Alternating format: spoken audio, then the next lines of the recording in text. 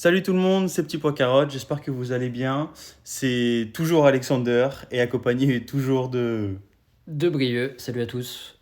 On va faire une émission un peu différente là aujourd'hui. Vous allez voir, c'est assez marrant, mais on va parler plus d'avis, on va faire un peu des hot takes. Ouais. On expliquera un peu ce que c'est tout à l'heure.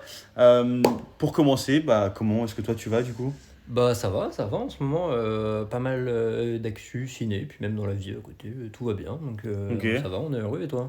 Bah écoute, ça va. Beaucoup d'actu ciné, tu trouves qu'il y a beaucoup de Ah choses en ouais, ce moment au cinéma? bah il y a pas mal de trucs à voir, ouais, si on se penche un peu sur le truc. Je crois que c'est le mois de l'année pour l'instant, le mois d'août, c'est le mois où je suis le plus allé au ciné depuis le début de l'année, je Ah pense. ouais? Ouais. Ah pourtant moi j'ai rien trouvé qui m'intéressait spécialement là comme ça mais ok. Bah, de toute façon là c'est vrai que là on tourne au 1er septembre à voir ce qui se passe là à la rentrée, je sais pas s'il y a des grosses Ah, il y sorties a ou deux, trois pas. petits films qui étaient à Cannes, tout ça, Oui, des, ouais ça tu m'en des as petites parlé un sorties peu. sympas, ouais. Ok, bon bah on va peut-être faire un petit tour du coup justement des actus, de ce Ouais, qu'on a pu voir. On va peut-être commencer par un film qu'on a vu en commun. On était moyen, on savait pas trop si on allait en parler ou pas, parce que c'est on un sait film pas un si on peu a... spécifique. ouais. C'est quoi du coup? C'est Escape from the 21st Century? Escape from the 21st Century, ouais, c'est ça, c'est un film chinois donc, qui est sorti l'année dernière en Chine mais qui vient d'arriver sur nos écrans, nous, la semaine dernière, là, fin Ok. août. Qu'est-ce qu'on en a pensé? Toi, t'es un petit peu mitigé? Ouais, ouais. En fait, après, j'ai pas l'habitude, moi, du cinéma vraiment chinois à proprement parler. Et là, on parle pas vraiment de asiatique, là, c'est vraiment chinois. On sent que Ouais, c'est vraiment spécifique, quoi. Je sais pas trop ce que j'en ai pensé. C'est très fouillis, très hyperactif. c'est vrai que c'est très marqué culturellement par rapport à ce que tu dis. Carrément. C'est très, ouais, c'est très chinois, même pas forcément dans les références, mais tu sens que dans la culture, dans l'ambiance autour du film, Oui, ouais, c'est vraiment un film presque fait pour le public chinois en fait. je Est-ce que pense. c'est étonnant qu'il soit exporté Je pense. internationalement? Je sais pas. Ouais, c'est très fouillis, ça part dans tous les sens. Ouais. Du coup, il y a 1000 idées à la seconde, Oui. c'est ça qui est cool. Toi, ça t'a pas forcément permis de raccrocher au film, moi un peu plus. Tu es en mode, ah, c'est sympa, on propose des trucs. Toi, t'as En- juste fait une overdose. Ouais, en fait, je crois que c'est ça. Je crois que c'est. Ils ont dû faire un brainstorming de qu'est-ce qu'on peut tout foutre dans le même film. Et en fait, bah, ils ont tout mis. Il y a du quatrième mur, il y a de l'humour noir, il y a de l'humour un peu plus travaillé, il y a du comique de Ça répétition, marche il y bien, en vrai, a l'humour marche bien, je trouve. de la narration hyper complexe. Ouais, ouais. Faut s'approcher, faut pas s'endormir devant parce que sinon c'est mort, on raccroche Ouais. jamais quoi. Beaucoup de violence en vrai. Un peu à la Ouais, Tarantino. ouais, C'est un peu loufoque, c'est drôle, hein. vrai. C'est pas de la Ouais. violence gore, mais c'est vrai que c'est très actif, quoi. C'est ça. Bah, au moins, on passe un moment, on va pas s'ennuyer devant, quoi. Hmm. Après, est-ce que c'est vraiment marquant? Ça paraît très inspiré, en tout cas, de Everything Everywhere All At Once, Ouais, on y que, a que pensé. toi, t'avais adoré. Ouais, c'est ça, avec une narration, avec un peu un saut dans le temps, saut C'est temporel, ça. etc. Parce que là, l'histoire, c'est juste qu'ils peuvent sauter 20 ans en avant et 20 ans en arrière, C'est ça. À globalement. chaque fois qu'ils éternuent, en fait, ils font un bond en avant ou en arrière de 20 ans. Donc, ils sont soit dans le présent, soit dans le futur. C'est ça. Et faut gérer un peu ces deux timelines avec voilà, les surprises qu'apportent les personnages que sont devenus 20 ans plus tard, qui sont Hmm. pas forcément fidèles à ce que eux espéraient être 20 ans plus tard. Ouais, c'est sûr. Donc voilà, il y a une petite morale qui est sympa quand même. Ouais, la morale est cool. Mm. Moi, c'est la morale qui m'a un peu sauvé. Sinon, j'avoue que j'aurais fait une overdose, comme tu disais. Je me suis dit, genre, si je dois le mater une deuxième fois d'affilée, je pense que mes yeux explosent. Mais, mais franchement, je sais pas si je recommande vraiment. J'ai du mal à me décider. C'est une recours risquée quoi. Voilà, ouais. Si vous avez un pote qui aime le cinéma exotique et qui aime expérimenter, oui. Mais je pense pour le commun des mortels, non. Surtout ici, je veux dire. Culturellement, je pense qu'en France, ça peut être compliqué. On est C'est plus ça, après cinéma tranquille. je pense que ça fait pas de mal quand même d'aller voir quelque chose qui sort justement de l'ordinaire, d'ouvrir un peu ses chakras, Hmm. voir ce qui se passe ailleurs, voir du cinéma chinois. Je pense qu'il y a plein de gens qui n'ont jamais maté de film chinois quasiment en Ouais, fait. carrément. Donc ça peut être intéressant à voir quand même. Pour l'expérience, c'est super sympa. Le film en lui-même, moi je trouve qu'il est bon, Ça va, franchement. oui, ça va quand même. Si ça tenait qu'à moi, en vrai, je le recommanderais. Après, voilà, avec la pluralité des points de vue, on sait que ça plaît pas à tout le monde. Oui, oui, ça. Ouais, non, mais je comprends. Mais franchement, si vous hésitez, faut y aller. Hein. Ouais. On va... Ah, pourquoi pas, pourquoi pas, pourquoi pas. Donc c'était Escape from the 21st Century, C'est ça. le nom du film. Donc Mm. ça, c'est un peu l'actu qu'on avait en commun. C'est Pour le ça. coup, bah, parle peut-être du coup, toi, ta watchlist, t'as pu quand même en voir un des deux, je crois. Ouais, c'est ça. J'ai réussi à voir le film de Alfonso Cuarón, dont on avait parlé donc, dans notre émission précédente sur les films d'été. Oui. Son quatrième film qui est donc Y tu me vas también. Donc c'est son quand même quatrième film qui est sorti en 2001. Mais c'est son premier qui est vraiment connu internationalement, quoi, celui qui l'a fait percer. Enfin, même si, en vrai, rétrospectivement, ces films d'avant sont aussi devenus connus, mais c'est le premier qui a vraiment. Voilà, c'est ça. Donc son quatrième film, révélation donc pour Alfonso Cuarón, mais aussi pour ses deux acteurs principaux, Gael García Bernal et Diego Luna, qu'on a vu dans plein de grosses productions après. Enfin, Diego Luna, il a fait Rogue One, il est dans Star Wars, il est dans Andor aussi, je crois, la série, tout ça. Enfin bref, des petits acteurs mexicains qui ont bien percé. Y tu m'amas también, ça parle de quoi? Ça parle de donc deux amis, donc ces deux mecs-là, Diego Luna, Gael García Bernal, qui sont donc de très bons potes au Mexique et qui, à un moment, un été, tombent tous les deux amoureux de la même femme. Et partent en road trip avec elle, et ça se complique. Et en vrai, bah, c'est super sympa. Franchement, cette vibe justement été, elle ressort vachement, c'est trop cool. On l'a vu en plein été, enfin je l'ai vu en plein été, toi tu l'as pas vu. C'est tourné où, au Mexique? Ça a été tourné au Mexique, ouais. On est en plein dedans, et puis même ce que ça apporte. On avait déjà parlé des coming of age movies, on avait parlé de l'Inanity, surtout dans notre émission un peu où on parlait de. Quand tu détailles quand même coming of age movie, à quoi ça correspond? C'est les films sur cette période où t'es un peu en fin d'adolescence, début adulte, où tu trouves un peu tes repères, tu découvres plein de trucs, tu fais toutes tes premières fois en fait, tes premiers amours, tes premières ruptures, même amicales, tout ça. Enfin, c'est le film, c'est la période où tu te découvres, et donc il y a pas mal de films qui parlent de ça, et là on est en plein dedans. Et on avait déjà dit que c'était des films qui nous touchaient énormément, celui-là il déroge pas à la règle. En plus après nous en termes d'âge on est dedans aussi, où on en sort quoi, on a 25 ans. On en sort gentiment. Mais ça fait jamais de mal de se replonger dans ce qu'on était il y a 5, 6, 7 ans. Là c'est exactement ça, c'est les premières disputes avec tes potes par rapport à des filles. Classique. Et il y a une vraie tournure dramatique. Le film prend vraiment un vrai virage dramatique dans le dernier acte, sans vouloir le spoiler, mais qui en plus rajoute vraiment de l'ampleur au film. Il y a une fin qui est abrupte et qui te marque vraiment. Enfin, de tous les films que j'ai vus récemment, je pense que c'est une des fins les plus mémorables.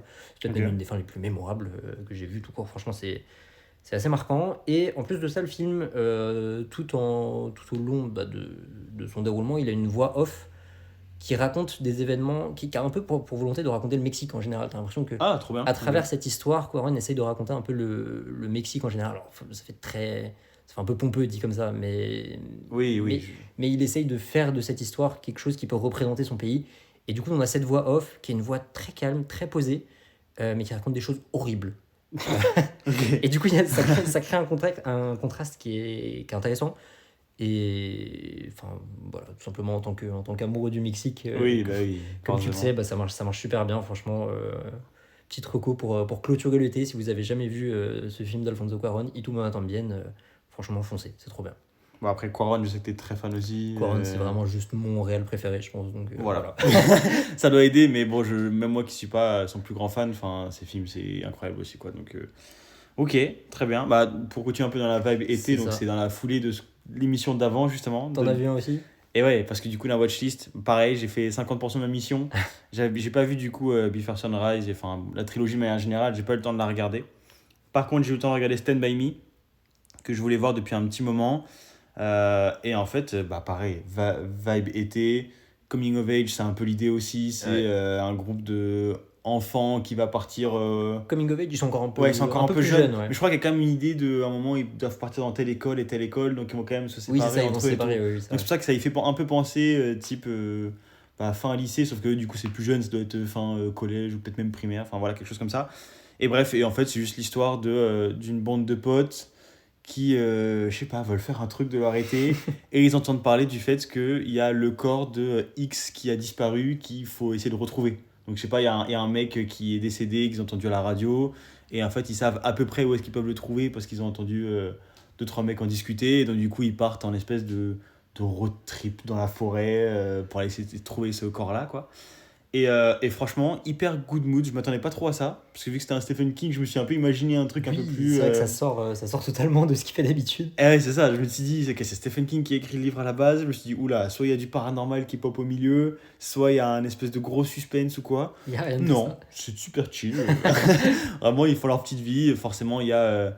pas très américain, mais il y a les bullies qui viennent les embêter, voilà. Il n'y a pas trop l'histoire de nana dedans, par rapport à eux, ce que je trouve assez bien, parce que ça change un peu de juste ce paquet de garçons, dont un qui est amoureux de tel et tel, Après, ils ont 12 ans aussi, donc... Oui, mais oui, c'est vrai, les Américains, c'est facile, Ouais, c'est vrai.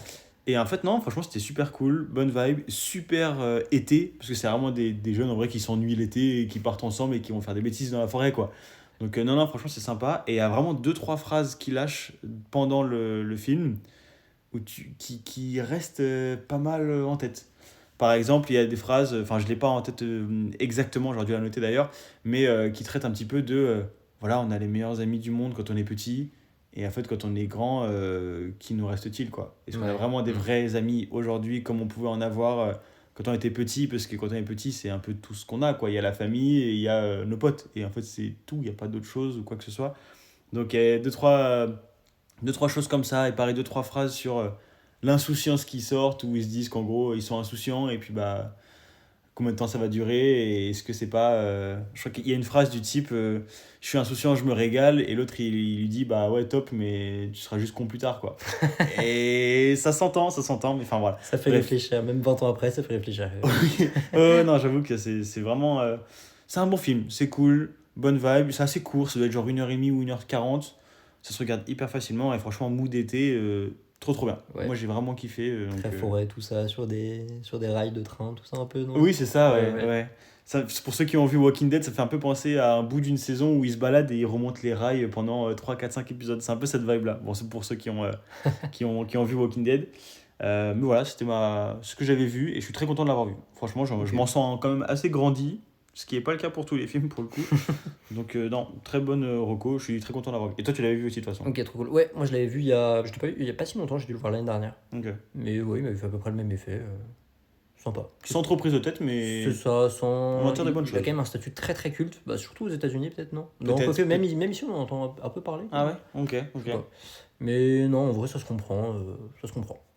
Donc voilà, si vous l'avez pas vu et qu'il y a un mood été, que vous voulez plus être dans l'insouciance et vous posez tranquillement devant un film pas trop prise de tête, franchement, Stand By Me, trop bien. Mm.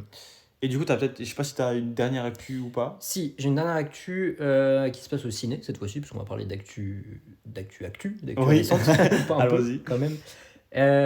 C'est un film norvégien qui s'appelle Valeurs sentimentales, qui est sorti pareil la semaine dernière ou il y a 2 semaines, je sais plus. Ok. Qui est un film de Joachim Trier. Je sais pas si t'as déjà vu des films de lui. C'est le mec qui a fait Julie en 12 chapitres. Ah non, ça me dit rien. Le nom me parle, mais du film, Il a mais fait- j'ai Ok. pas du tout. Bah c'est donc son retour au long métrage après Julie en 12 chapitres qui est sorti il y a 3 ans, 4 ans, il me semble, Ok. qui est hyper acclamé, qui est devenu culte très rapidement. Ce film-là, Valeurs sentimentales, il a pris donc le Grand Prix à Cannes, donc il a été présenté tout récemment pour la première fois.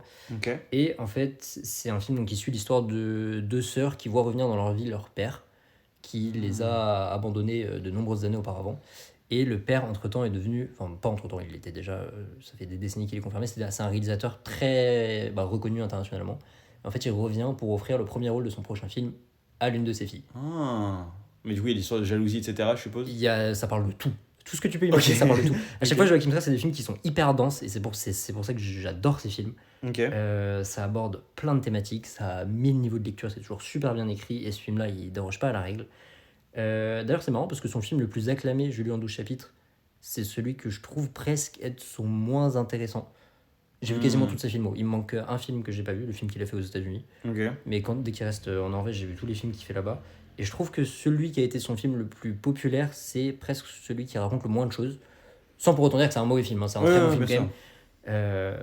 Après, c'est peut-être le plus digeste pour le grand public, je C'est sais ça. pas. Après, je pense que ça reste des films qui sont quand même très digestes, mais c'est des films dans lesquels il faut se plonger, quand même, il faut s'investir.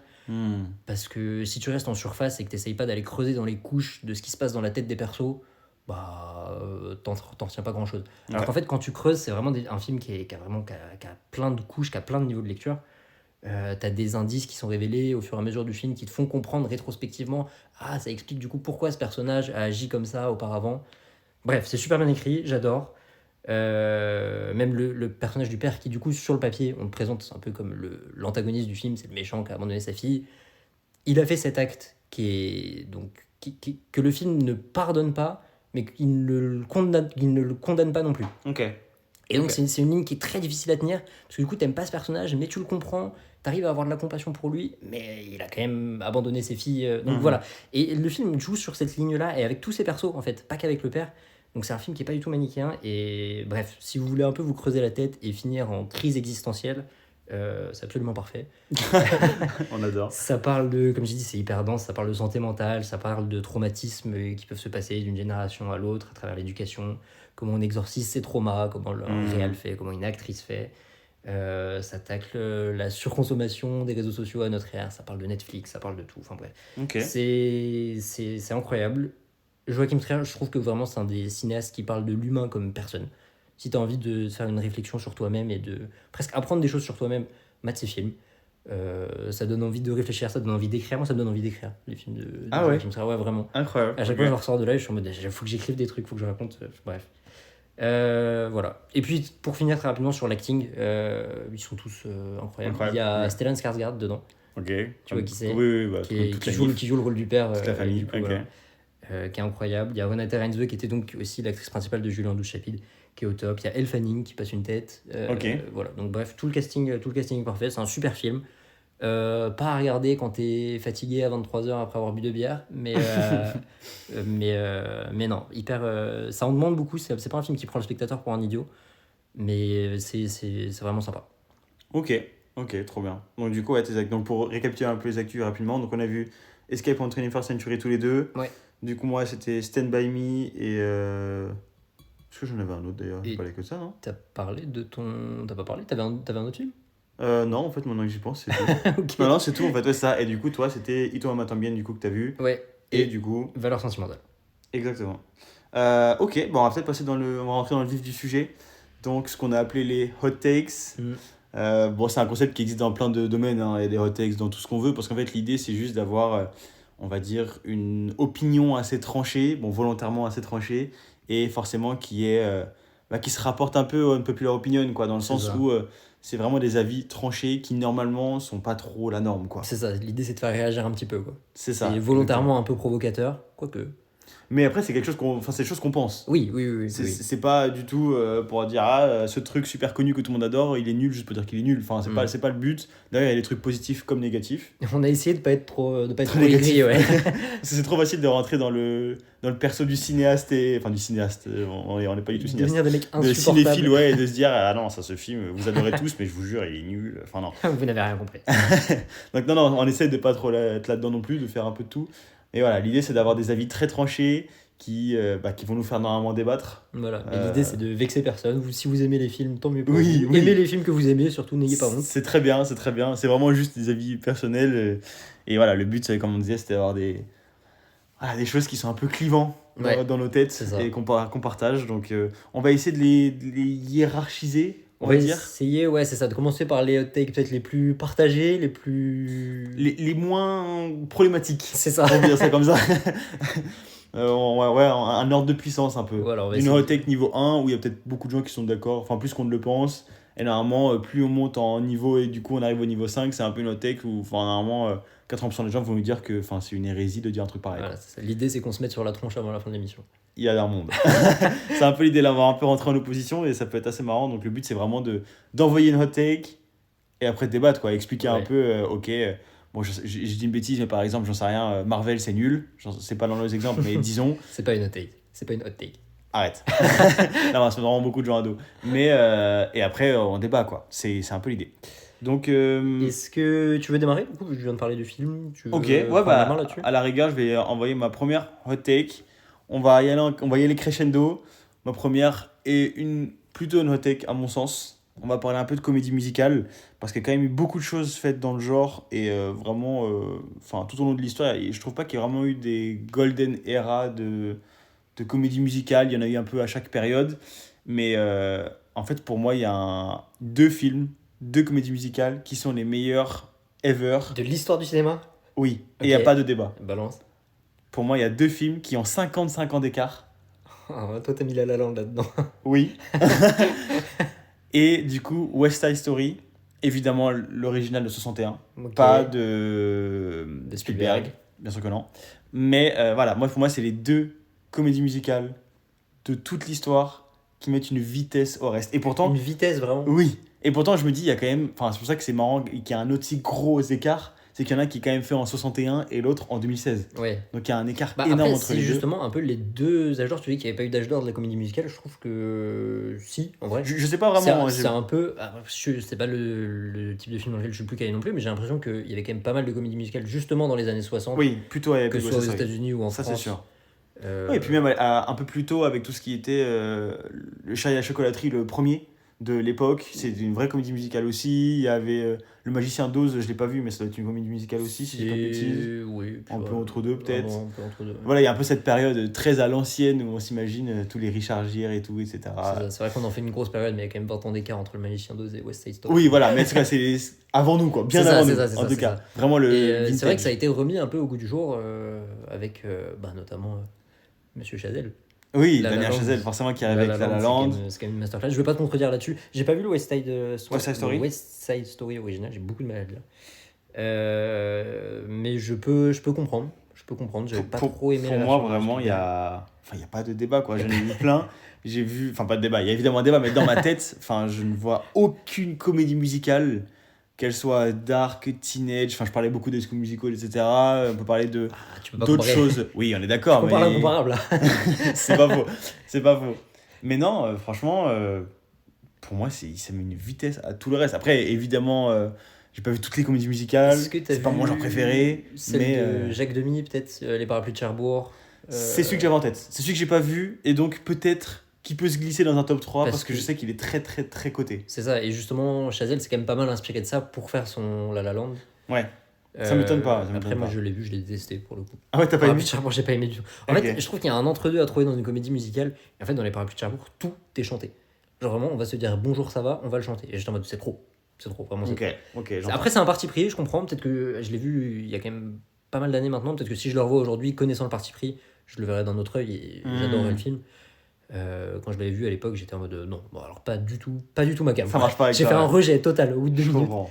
Alors que là, La Land, au contraire, c'est bien géré. Et puis il y a une mise en scène qui est folle quoi, dans La La Land. Oui, non, mais après, La La Les Land, chorés et tout, enfin bref, non, c'est incroyable. on peut en parler très très rapidement, mais c'est vrai que juste à La Land, en termes de colorimétrie, c'est incroyable parce qu'il y a un travail des couleurs en lien avec les émotions, l'état de la relation, même au niveau costume, c'est magnifique. Enfin, c'est vraiment des tenues qui sont très.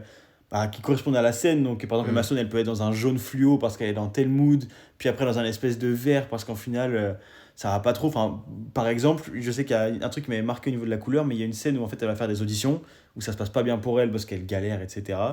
Et elle arrive, elle se tache, donc elle a un vieux t-shirt taché de café, un truc comme ça. Elle met une veste au-dessus qui est jaune pétante pour faire justement la scène et montrer un peu un truc de très vif, de très joyeux et tout. Bon, c'est pas un spoil, mais là, ça se passe pas bien sur l'audition.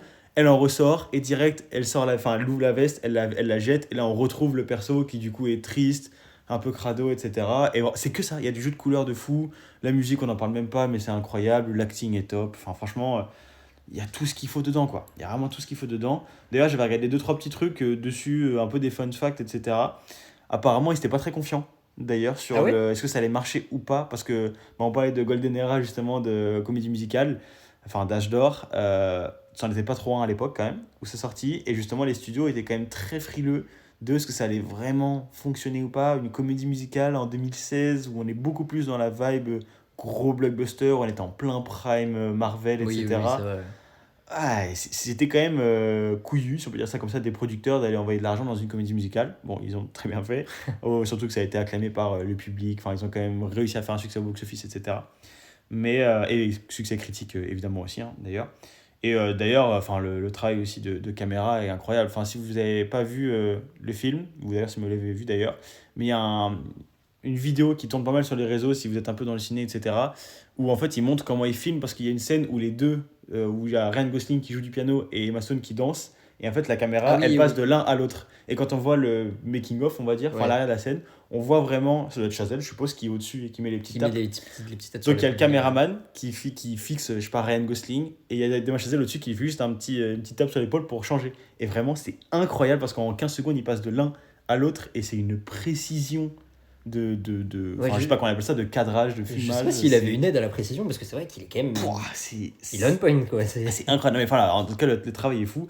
Et même pour parler un peu du coup de West Side Story, parce que ma take, c'est quand même que c'est les deux meilleures comédies musicales ever. Enfin, déjà, succès critique, évidemment, ça prend 10 Oscars. Et puis même moi, je l'ai vu à une période où j'aimais pas les comédies musicales, parce que j'en avais marre des Disney où ça chante pour 3 fois rien et tout. J'ai vu il y a quelques années, et j'ai pris une claque monumentale, parce que l'acting est vraiment très cool. Il y a forcément un côté vintage qui est exceptionnel. Toi qui adore la vibe un peu Amérique latine, etc., t'as vraiment un clan, ça doit être portoricain, versus, je veux dire une bêtise, je sais plus quelle était l'origine de l'autre clan, mais enfin bref, il y a aussi cette vibe un peu, on va dire un peu exotique, quoi, un peu Ouais. latina qui fait toujours plaisir.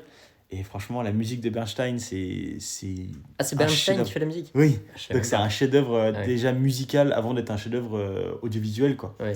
Donc non, franchement, c'est un film extraordinaire. Les larmes, elles viennent vite aussi à la fin, parce qu'en fait, c'est inspiré de Roméo et Juliette, oui, voilà. C'est tiré de ça, donc c'est une espèce de remake contemporain dans un milieu très urbain. Ça doit être à New York, je suppose, de Roméo et Juliette. On connaît la fin qui est un peu dure, pour ceux qui ont la pièce de Shakespeare en tête, mais vraiment incroyable. Donc pour moi, les deux, il n'y a pas un monde. À part peut-être le parapluie de Cherbourg, c'est celui qui j'avais en tête en me disant, je l'ai pas vu, je suis peut-être mauvaise langue à dire que c'est les deux. Mais Je ferai un mea culpa dans la prochaine émission s'il faut. ouais, à la limite, j'essaie de le voir pour la prochaine fois et je vous dirai, ok, pardon, il y a les parapluies de Cherbourg. J'ai menti. Mais voilà, pour moi, Mao Take, c'est les deux meilleures comédies musicales, ont 55 ans d'écart et c'est La La Land et West Side Story et il n'y a pas de débat. Ok, bon. Est-ce que c'est vraiment une take? C'est deux films qui quand même font C'est ma hot take niveau 1, parce que C'est c'est pas ça. des films, oui, c'est pas des films.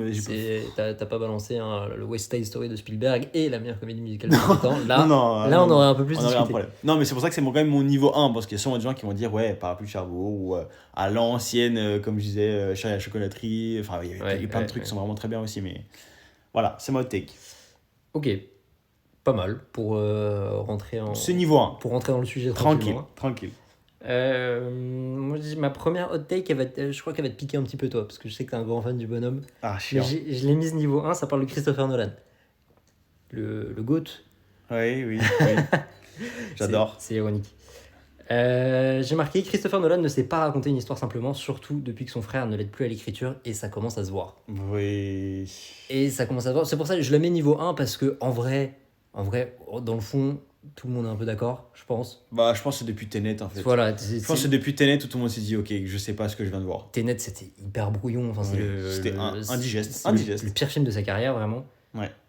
Oui, c'est vrai. Et même en vrai, pour reprendre un film qui a été hyper acclamé par la suite, Oppenheimer, que toi t'as adoré, Ouais. je trouve que le film se tient, le film est super. Est-ce qu'il n'est pas un peu trop compliqué pour rien là? Il y a des histoires de timeline, ça part dans tous les sens. Je veux dire, le mec ne sait pas raconter une histoire linéaire. Oui. Est-ce qu'il a déjà fait un film Je- où toute l'histoire est linéaire? Le Prestige Je sais plus, ça fait longtemps que je l'ai pas vu. Peut-être. Mais je sais que sur le Prestige, il y a son frère qui l'aide à l'écriture. Donc Oui, oui, oui, oui, oui. Mais pareil, à l'époque de Inception, Interstellar, c'est toujours avec son frère Jonathan Ouais. Nolan. Et je sais qu'il a un Jo- peu le rôle de. On va dire que Christopher Nolan, c'est l'ingénieur, si on peut dire ça comme ça. Celui qui vient avec l'idée folle. Et après, ils écrivent à deux avec Jonathan. Et Jonathan, c'est un peu le vulgarisateur C'est d'une idée ça. compliquée. C'est ça, on va il aide un peu à rendre le truc un peu plus digeste. Donc en gros, la take, c'est Nolan en tant que scénariste. Ça peut être un peu compliqué. Par contre, Nolan en tant que réalisateur, oui, là, il n'y a pas photo. Sa gestion du montage, sa gestion du rythme, sa façon de filmer les scènes d'action, son dévouement à refuser les VFX. J'adore. À faire péter des vrais avions. Oui, c'est ça, Vraiment, hilarant. ça, on adore. Non, c'est un bon réal. Par contre, en tant que scénariste, parfois, c'est un peu compliqué. Et voilà, il rend les films parfois un peu plus difficiles à lire qu'ils ne devraient l'être. Je pense qu'il gagnerait parfois à simplifier un peu ses scénarios. C'est vrai que c'est une hot-tech niveau 1. C'est ça. Parce que je pense que c'est un avis qui est partagé par beaucoup, surtout depuis Tenet. Ouais. Après, dans ta hot-tech, c'est aussi que tu dis que ça commence à se voir. Donc tu parles aussi d'un truc qui est peut-être récurrent. À C'est voir ça. par la C'est suite. que, en fait, les films, je peux parler de Inception dans Interstellar, en fait, les films parlent du temps. Donc en fait, ça a un sens de voilà, faire des. De jouer avec le de temps. jouer avec etc. le temps, de faire Oui. des allers-retours, tout ça, ok, pourquoi pas. Déjà dans Dunkerque, bon, ils s'amusent à faire 3 timelines, pourquoi pas, mais est-ce qu'il y avait vraiment ce besoin? Ok, après ça lui permet de faire justement ces montages alternés sur lesquels il est très fort, tout ça. Mais est-ce qu'il y avait vraiment besoin de faire 3 timelines en simultané? Je sais pas. Puis après arrive Tenet qui est la catastrophe. Et même dans Oppenheimer, en vrai, cette histoire, tu peux la raconter dans un sens C'est linéaire. vrai qu'on s'y perd un peu quand même. Il y a absolument pas besoin de partir dans tous les sens pour perdre le spectateur et faire croire que c'est un film faussement intellectuel, alors qu'en fait, non, on raconte la même histoire dans le bon sens et tout ira très bien. Donc c'est pour ça que je dis, il y a J'entends. peut-être une pointe d'inquiétude sur ces 2-3 derniers films qui font que, ouais, j'ai l'impression que depuis que son frère ne l'aide plus ou l'aide moins, ouais, ça commence à se voir et ça commence à être un peu plus indigeste. Et j'espère qu'il va pas nous faire la même chose dans l'Odyssée, à partir dans tous les sens et tout, alors que il y a plein de personnages, donc en vrai, il va le faire, c'est sûr. Certainement. C'est tout comme c'est quoi, du coup, c'est la mythologie grecque le sujet. Enfin, Ouais. je fais exprès de pas trop me renseigner pour le prendre par surprise. Mais de ce que je vois, c'est mythologie grecque. Il y a moyen de faire n'importe quoi avec Oui, la mais chronologie. c'est sûr qu'il va le faire. Voilà, j'espère juste que ce sera En fait, un peu digeste et justifié, surtout, c'est ça. je me dis, s'il a réussi à le faire sur Oppenheimer, qui est très terre à terre, qui est très biopic, contemporain, enfin, il y avait pas besoin... enfin moi je voyais pas comment est-ce qu'il allait commencer à faire des timelines compliquées. Il y a plus moyen de le faire sur Odyssey. Oui, Donc, bah oui. à Donc, voir. bon, à voir. C'est peut-être mon seul point d'inquiétude sur l'Odyssée, alors que sinon, à part ça, immense hype, hein, évidemment. Oui, le cast est incroyable, le thème est super cool. Enfin, ça peut vraiment être une masterclass. Ça peut être un des meilleurs films Si c'est pas trop compliqué. de l'année prochaine. Mais on verra. Voilà. Bon. Parce qu'il est censé sortir quand? Été? Non. C'est juillet l'année prochaine, il me semble. Juillet Ouais. 2026 du coup. Ouais. Ok. Le tournage s'est fini là il y a pas longtemps, donc Ah ok, là ils sont juste en montage là, Ouais. grosso modo. ouais, Ok. post-prod. Ok. Bon bah, hot take pareil, niveau 1. Je pense Voilà, que pas mal niveau de 1. gens sont assez d'accord. Ça peut quand même faire débat parce que c'est quand même pas n'importe qui Nolan, mais voilà, niveau 1, ça me va. Voilà. On n'est pas en train de dire que tous ceux qui aiment Nolan sont des cons. Voilà, on n'y est pas encore. Alors que. Non, je rigole. on va monter un peu en gamme. Qu'est-ce que tu nous proposes en niveau 2? J'ai vu un film et je sais que par contre, de ce que j'ai vu sur ton Letterboxd, donc sur ta propre revue, on va dire, du film, Ouais. je pense que tu es d'accord avec moi. Ok. Mais j'ai vu un film récemment qui a une grosse hype et qui est considéré comme culte, etc. Je l'ai vu il y a quelques semaines et vraiment, je l'ai trouvé. C'est la définition du film surcoté, pour moi, Et je vais te suivre là-dedans, c'est quoi? je pense. C'est Usual Suspects. Ah oui, fort. Je l'ai vu, donc c'est un film qui est sorti dans les années 90, ça va être 95 exactement, fait par Bryan Singer, c'est celui qui a fait aussi Bohemian Rhapsody. Moi j'ai pas vu, mais Qui est pas un chef-d'œuvre non plus. voilà, et les X-Men, pas un chef-d'œuvre non plus. X-Men, en vrai, c'est mignon, c'est gentil. Oui, Ça bah, vient avant la vague après, des films de super-héros, donc c'est. Après, c'est pas notre style non plus, donc c'est C'est peut-être pas pour ça notre qu'on est pas style, trop. mais en vrai, Voilà, à je la préfère rigueur. 1000 fois un X-Men à un Bohemian Rhapsody ou Usual Suspects. Ouf. Préférer X-Men à Usual Suspect, c'est quand même c'est une autre take en soi. C'est une hot take, une side hot take. Mais donc, du coup, voilà, le vrai sujet de Usual Suspect, c'est qu'il y a un vrai plot twist. Donc, c'est quand même un film qui se base vraiment sur un scénario qui nous trimballe d'un côté et à la toute fin, il y a un revirement de situation assez marquant qui fait que le film est, je suppose, culte parce qu'en fait, le film parle, je spoilerai pas à la fin pour ceux qui l'ont pas vu, mais l'idée, c'est qu'en fait, c'est quelques malfrats, c'est un groupe de 5-6 qui ont fait un casse ensemble et en fait ils se font tous entre guillemets arrêter / interroger, dont un qui est du coup Kevin Spacey qui est vraiment un peu le rôle principal, même s'il a eu d'ailleurs l'Oscar du meilleur acteur secondaire. Faudra m'expliquer comment Il il est était. le meilleur acteur secondaire pour ce Ouais. film. Faudra m'expliquer comment il Ok. était pas acteur principal. Ok. Mais bon voilà, encore une fois, Kevin Spacey, on revient pas sur ce qui s'est passé derrière, sur l'homme. Moi, je vais juste parler du film. Mais voilà, c'est vraiment un truc sur le scénario. D'ailleurs, celui qui a fait le scénario derrière a fait l'émission Impossible, a fait Edge of Tomorrow, qui est assez marrant, scénaristiquement parlant. Il a fait Top Gun Maverick, qui est un très bon film aussi, même d'ailleurs niveau scénaristique, c'est très cool. Donc voilà, le scénariste s'appelle Christopher McQuarrie. Et bref, et donc du coup, le film, en fait, je l'ai trouvé ultra surcoté. C'est-à-dire que je l'ai vu, il y a 2-3 scènes cultes, j'entends. La scène finale est plutôt culte. Pour ceux qui ont la référence du mec qui boite et puis qui boite plus trop, etc. à la fin, bon, je spoil pas, mais ceux qui ont la ref comprendront de quelle scène je parle. Le plot twist est assez cool, mais il est pas non plus. Il est pas dingue. Et wow. c'est surtout que le film n'est rien sans le plot twist, que je trouve. Oui, voilà. En plus, le plot twist est même d'ailleurs assez. Enfin, téléphoné, j'exagère peut-être, mais enfin, on n'est pas choqué toute la nuit derrière. Quoi. Oui, c'est ça. Franchement. Après, est-ce que c'est pas justement un des premiers films qui est venu avec ce genre de plot twist un peu en mode qui te fait remettre en perspective tout ce que t'as vu et que du coup on a un peu abusé de ce genre de film par la suite. Peut-être, ouais. Qui Après, fait avec qu'aujourd'hui les- c'est un peu caduque, mais après quand tu le découvrais à l'époque, waouh, c'était la première fois qu'on se mangeait ça, tu vois. Peut-être, parce que moi, c'est vrai que les gros plot twists que j'ai en tête, après, c'est tout ce qui peut être les Shutter Island, les Inception, en soi, il y a un plot twist aussi. Enfin, ce genre de films beaucoup plus modernes qui sont arrivés avec ce concept-là. C'est des trucs qui sont sortis juste après, quoi. Ouais. Donc peut-être que, à remettre en contexte, peut-être qu'à l'époque c'était très sympa, tu le vois aujourd'hui, on souffle fort, quoi. Et puis j'aime même pas le côté très vintage. Oui, il y a un côté vintage qui est assez cool, mais je suis pas non plus à me dire oh waouh, le grain de l'image est incroyable, je me régale, je suis grave dans les années 90. Enfin, pour moi, c'est un vraiment. Avec notre prisme d'aujourd'hui, encore une fois, pour moi, c'est un film mid des années 90. Vraiment. C'est le film mid pour moi, et encore une fois, tu retires le plot twist. Je comprends. Après, Kevin Spacey, très cool, l'acting est cool. Il y a juste une scène assez culte pour ceux qui l'ont vu, même d'ailleurs ceux qui n'ont pas forcément vu, mais il y a vraiment une scène où les 5 ils sont pour leur ce qu'ils appellent un mugshot en anglais, je sais pas comment ça s'appelle en français. C'est l'interrogatoire, quoi, non? Enfin, ouais, non, quand ils prennent les photos, là, c'est ça? Ouais, c'est ça. Oui, Quand oui. on va dire qu'il y a 5 suspects qui sont à côté les uns des autres et ils ont leur petite pancarte avec leur petit numéro de la police fédérale, de je sais pas quoi. Et il faut qu'ils refassent une scène. Donc, type, on va dire qu'il y a une personne qui s'est fait agresser et la personne elle se souvient d'une phrase. Et bah là, ils font avancer chaque mec pour qu'il fasse la phrase de donne-moi ton argent, donne-moi ton argent. Et les 5 ils passent tour à tour. Et en fait, la scène est drôle parce que les 5, vu qu'ils se connaissent, c'est une petite bande. En fait, ils sont en énorme fou rire et ils font que rigoler alors que c'est un truc sérieux. Mais d'ailleurs, je crois que c'était pas prévu dans le script à la base. Et c'est exactement ça. À la base, c'était censé être sérieux. Chacun avance, refait la scène de donne-moi ton argent, recule et chacun son tour. Sauf que tous les acteurs étaient pétés de rire. Ils n'ont pas réussi à être premier degré. Et en fait, le réalisateur a regardé la scène comme ça. Et en vrai, il a bien fait aussi. Ouais, parce que la scène est très cool. La scène est trop drôle. Mais bon, bref, il y a quand même 2-3 trucs qui sont sympas. C'est-à-dire, on va dire 2-3 scènes qui sont quand même cultes. Kevin Spacey qui est très cool. Et bon, voilà, le plot twist. Mais enfin, on retire ça, le film, pour moi, est très vide. Voilà, moi, je le trouve très surcoté. Après, c'est un film à voir parce que vu qu'il est culte, il est important quand même, je pense, de le voir, de se faire son avis, de comprendre peut-être l'origine des gros plot twists. Voilà, ça reste un film ok. Mais enfin, en entendre parler dans des musiques, j'ai vu Je suspecte, c'est incroyable, c'est le meilleur plot twist. Non, franchement, non.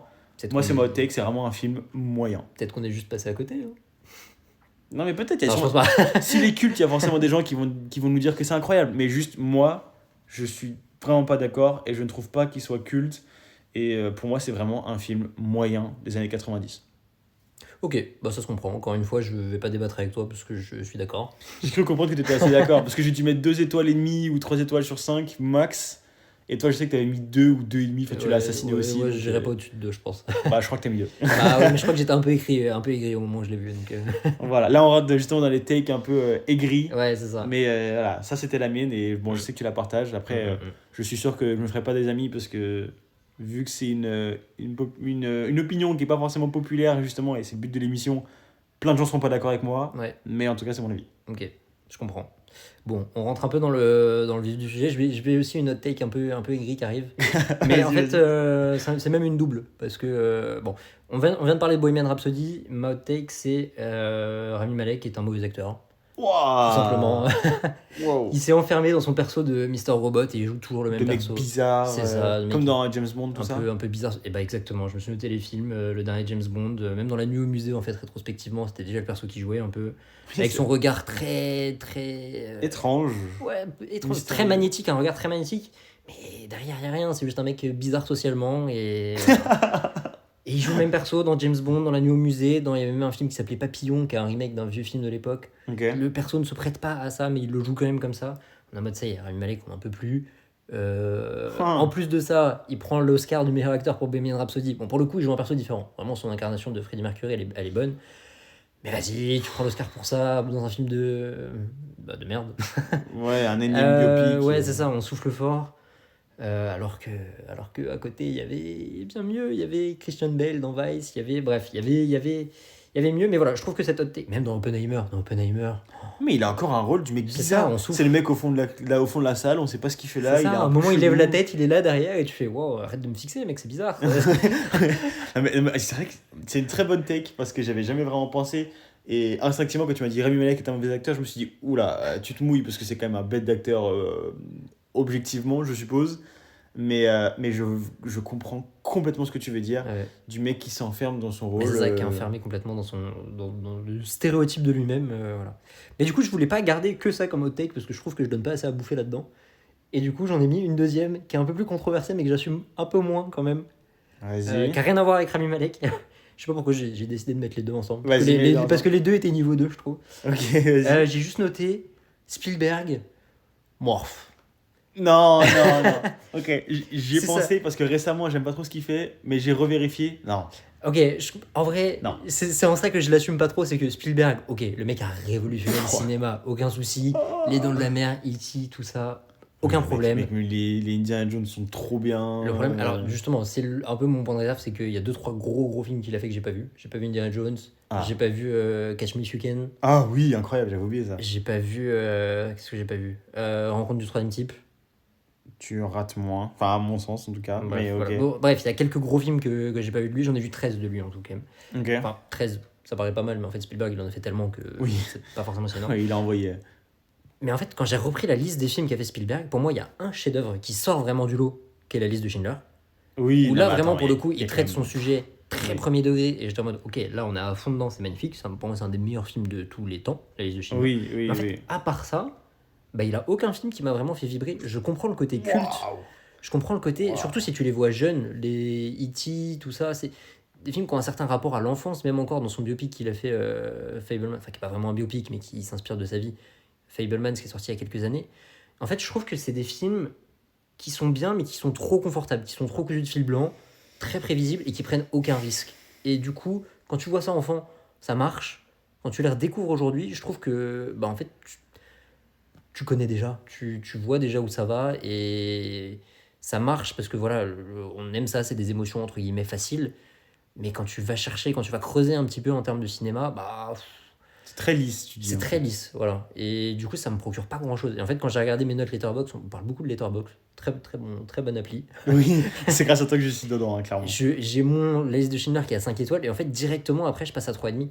Et j'ai pas mal de 3,5 et de 3 parce que c'est des films que je trouve ok, mais sans plus. Et par contre, il a fait des films que moi je considère comme étant vraiment des bouses.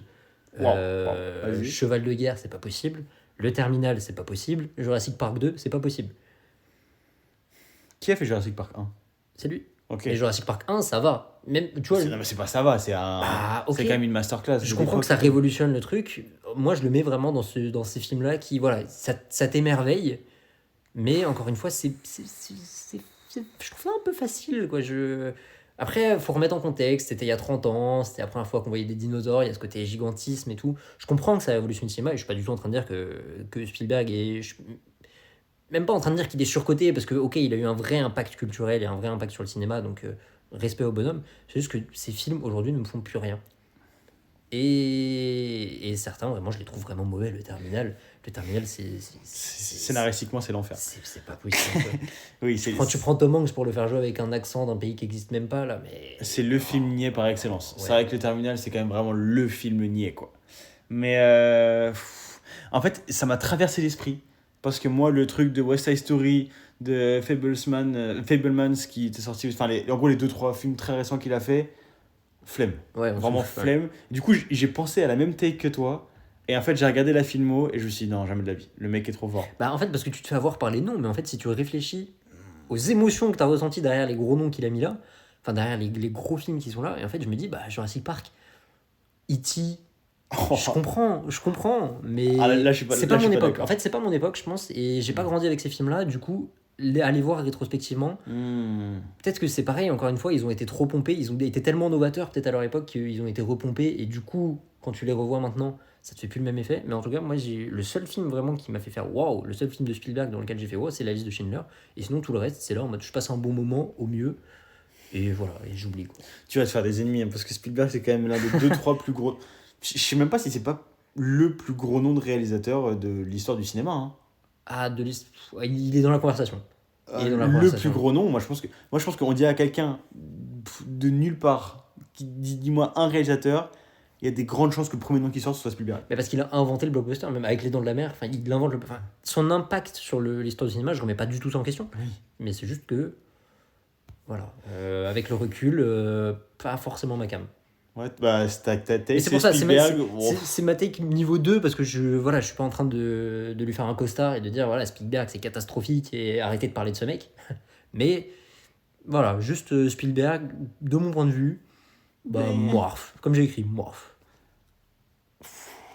Ah, attends, c'est dur. Ok, là on rentre dans les contradictions parce qu'en vrai je suis pas d'accord. Après, moi c'est un peu la différence entre toi et moi et le cinéma pas forcément qu'on aime, mais le cinéma avec lequel on a grandi.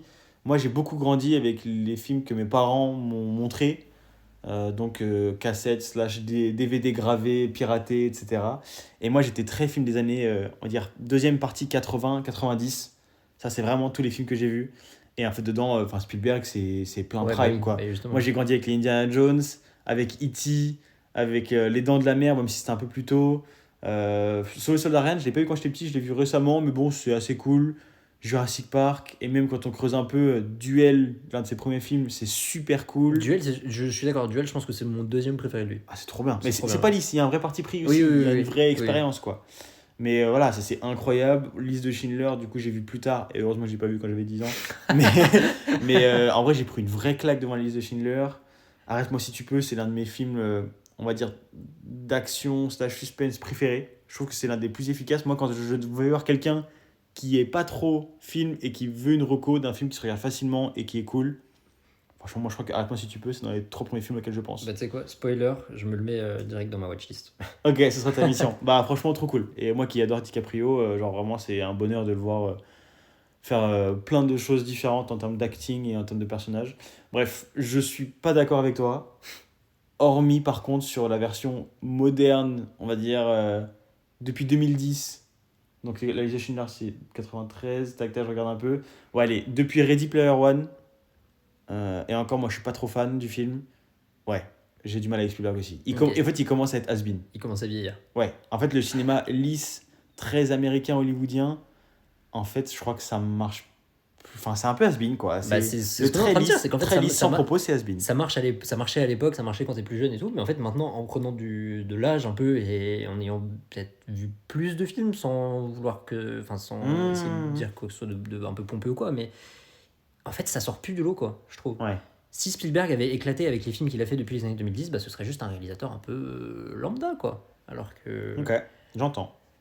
en vrai, mais voilà, il a révolutionné le cinéma, on remet pas ça en question, super mec, un mec en or. Petit aparté, je pense que 10% de sa notoriété et de son culte vient aussi du taf que John Williams a fait sur la musique avec lui. Ouais, c'est possible. Parce que C'est fort probable. pour qu'un film soit culte, il faut aussi que la musique soit culte. Indiana Jones, la musique. C'est une take de fou, ça. Pour qu'un film soit culte, il faut que la musique soit culte. Non, c'est pas définitif. Mais par contre, musique culte rend souvent le film culte. L'inverse n'est pas forcément vrai. Oui. Mais ok. musique culte Plus juste. amène souvent un film qui devient culte. Plus juste, ouais. Comme d'ailleurs ma take, j'en parlerai pas aujourd'hui, j'en ai pas parlé aujourd'hui d'ailleurs, mais ma take de Gladiator est un film ok. Ah. Gladiator, grâce à Hans Zimmer, est un bête de film. Bon, j'en reparle dans pas longtemps. Ok. Et bref, mais voilà, juste aparté sur John Williams qui fait quand même le côté culte de tout ce qu'a fait Spielberg. La musique de E.T., incroyable. Les Dents de la Mer, on la connaît tous. Tout le monde connaît la musique des Dents de la Mer sans forcément l'avoir vue. Indiana Jones, tout le monde connaît la musique. Jurassic Park, tout le monde connaît la musique. Enfin, ça a aidé. Après, je vous rassure, Spielberg aura fait carrière sans John Williams. Hein, c'est pas ce que je dis. Mais ça aide dans le côté culte. Ouais. Mais bref. Donc on va dire que moi je suis pas d'accord parce que j'ai vraiment grandi avec, mais la version moderne, C'est la première où on n'est souffle. pas tout à fait d'accord. on va dire que je suis pas Ça veut d'accord à dire qu'on 80%. On rentre dans le vif du sujet. Mais c'est parfait, il faut qu'on c'est le but Allez, d'avoir des enchaîne. avis qui sont compliqués. Fais-moi mal. Je sais pas si ça va te faire mal, mais je crois que c'est la même chose. Voilà, on est aussi sur un réalisateur que beaucoup de gens estiment et que vraiment autant toi tu dis moi genre je peux pas. Ok, Je n'aime pas du tout son taf. vas-y. C'est Clint Eastwood.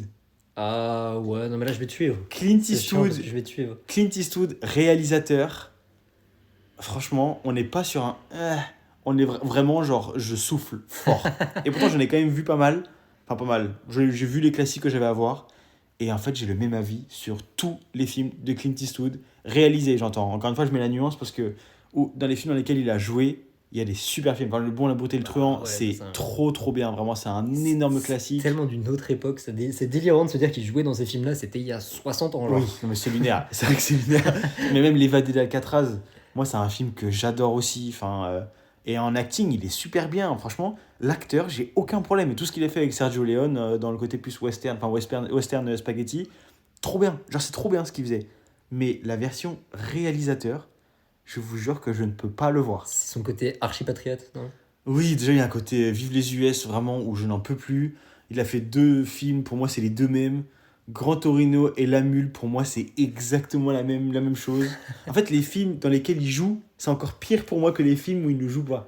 Donc, Grand Torino, vraiment, En fait, le film, c'est vraiment juste un mec aigri, vieux, qui est chiant, et d'un coup, qui se prend un peu de passion pour un mec, et il commence à avoir des sentiments, et c'est mimi, et il y a une petite fin un peu marquante. Voilà.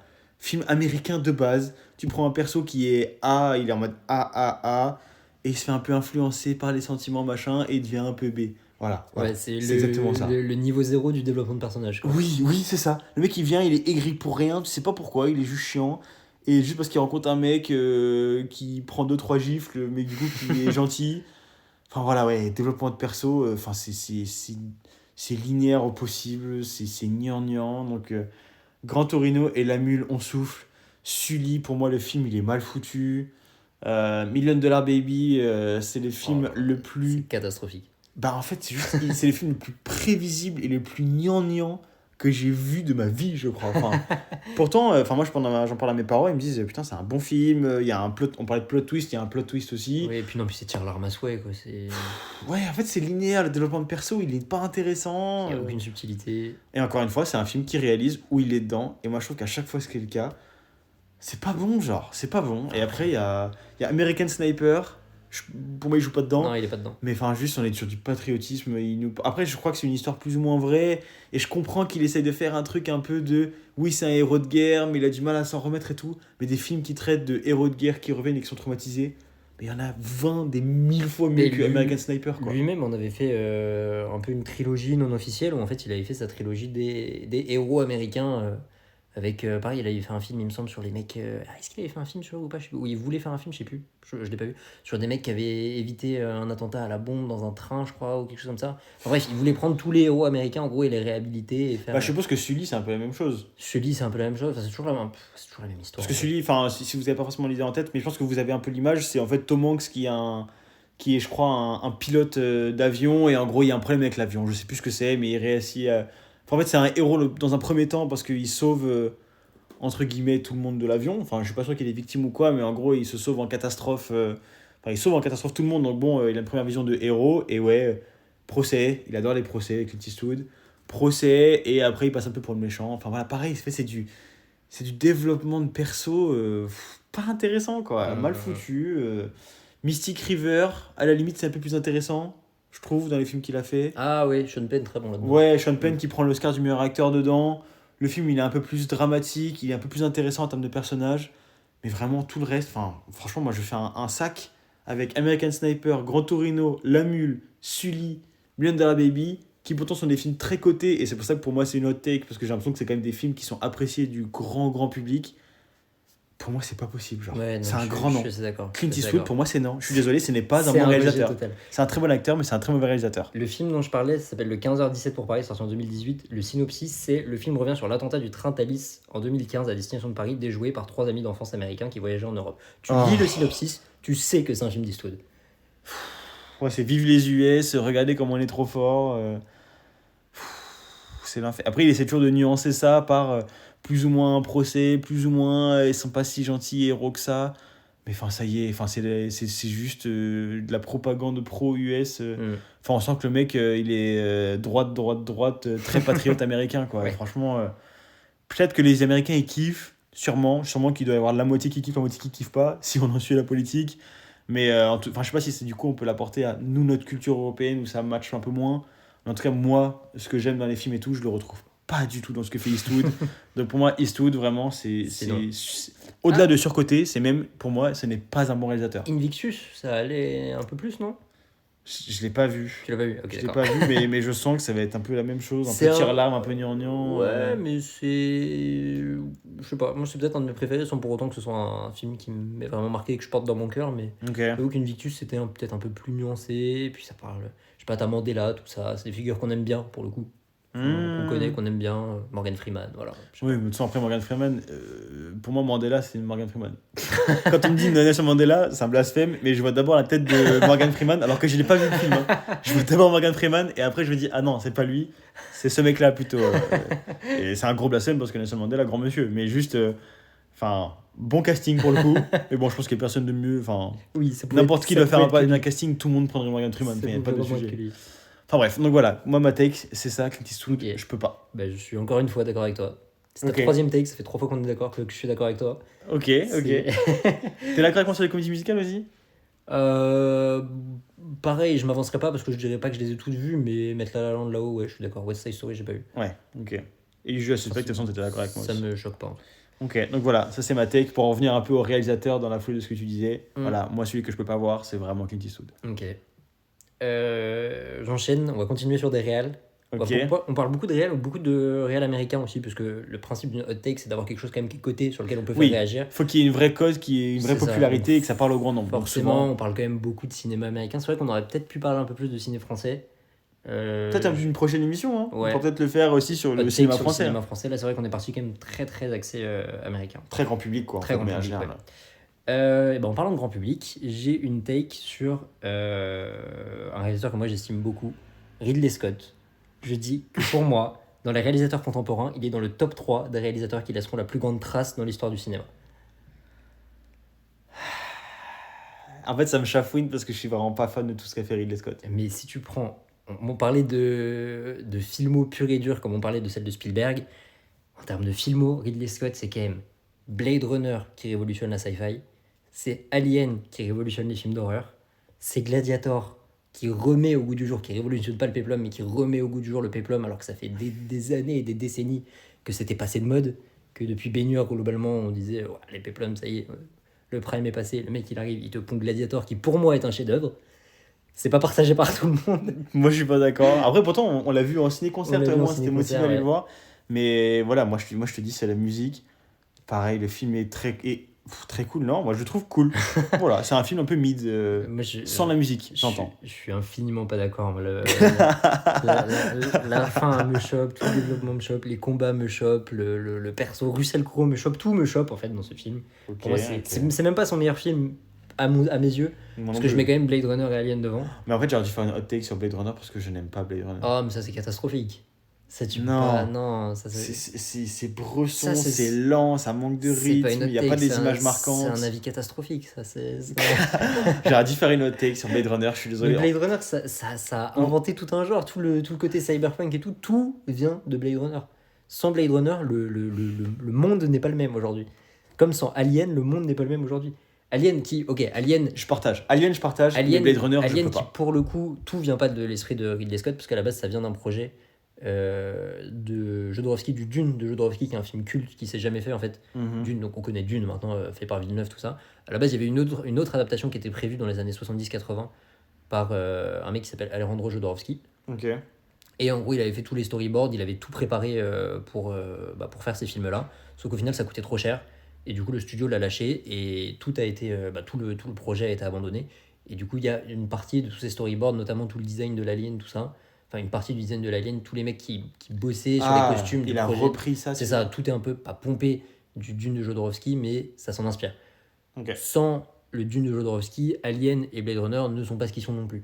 Mhm. Mais n'empêche que les films qui ont été portés à l'écran, c'est Alien et c'est Blade Runner, et c'est deux films qui ont révolutionné leur genre, beaucoup plus que ce qu'a fait... Non, je vais pas dire ça. Là, je vais Qu'est-ce qu'a fait Taylor-Ki? Qu'est-ce qu'a fait non, Spielberg j'allais partir sur Scorsese, mais Scorsese, il a révolutionné, mais il a révolutionné que le genre de gangster, et je trouve qu'il se répète beaucoup. Mais bref, non, on n'est pas là pour tailler Scorsese, on respecte beaucoup Scorsese.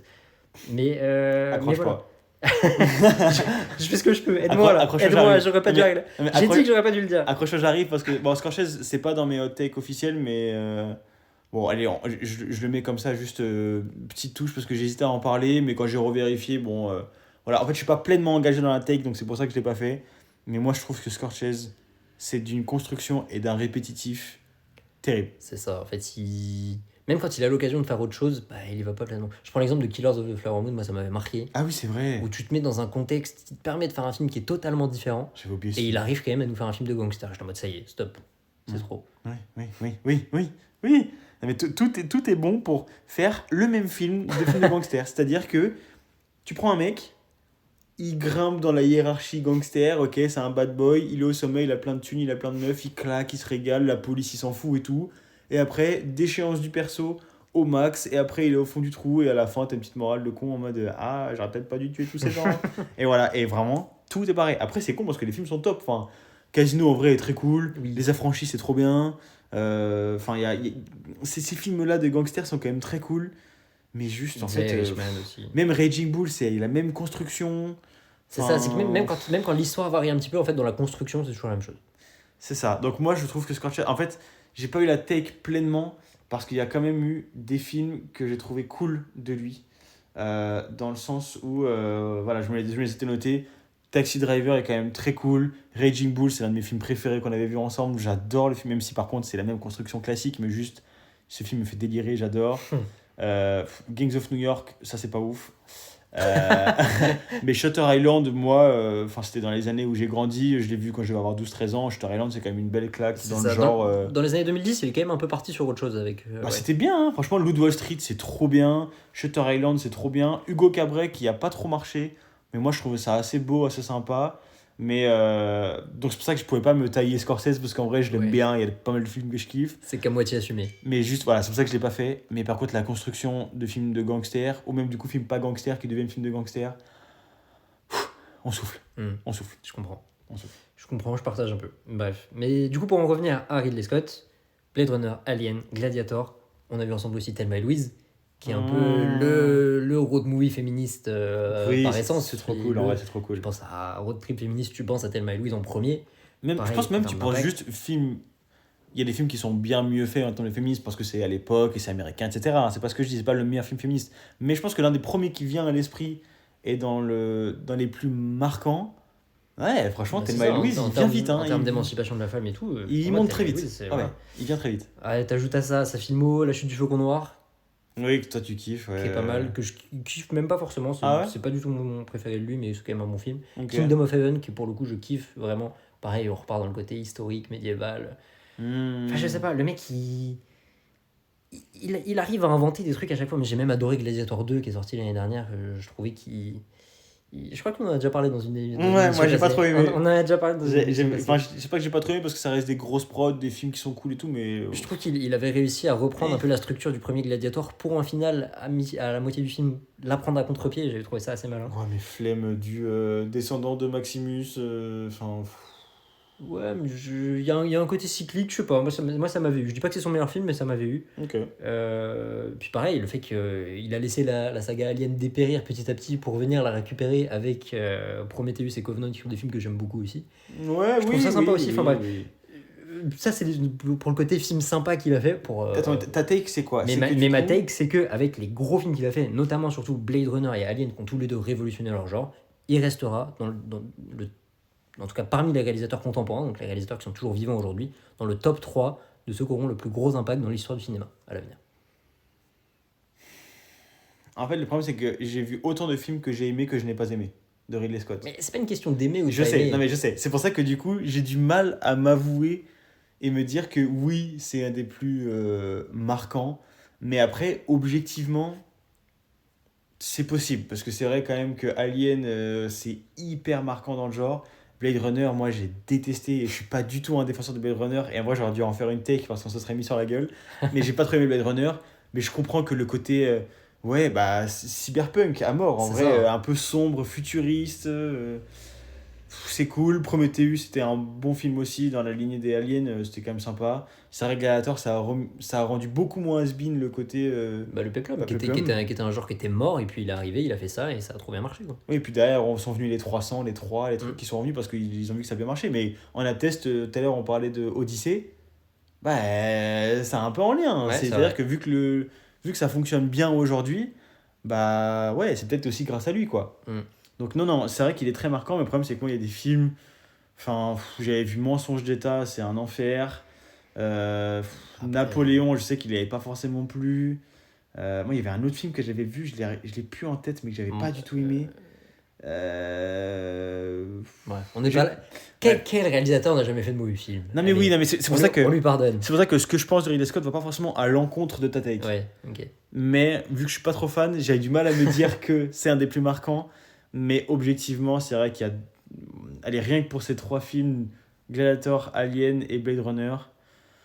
Tu me l'accordes? Ouais, Ah, je yes. pense que je peux te l'accorder. Yes. Je peux te l'accorder. Est-ce que c'est vraiment une grosse hot take ce que tu dis? Bah, en je vrai sais pas. Peut-être. J'ai essayé d'être un peu gourmand, mais En fait, en vrai, je le pense vraiment. Donc, Peut-être que de notre génération, c'est pas tant une hot take, mais peut-être que si tu demandes à des personnes qui ont plus connu les réals, j'en sais rien, peut-être que je force, mais tu vois, les les Hitchcock, peut-être les Kubrick, les mecs comme ça. C'est pour ça que j'ai dit contemporain, par contre. Ouais, ok, oui. Mais peut-être que justement, même si tu vas voir plutôt ceux qui sont à l'ancienne, peut-être qu'il y en a qui diront que Clint Eastwood c'est mieux que Ridley Scott. Ouais, ça c'est pas possible.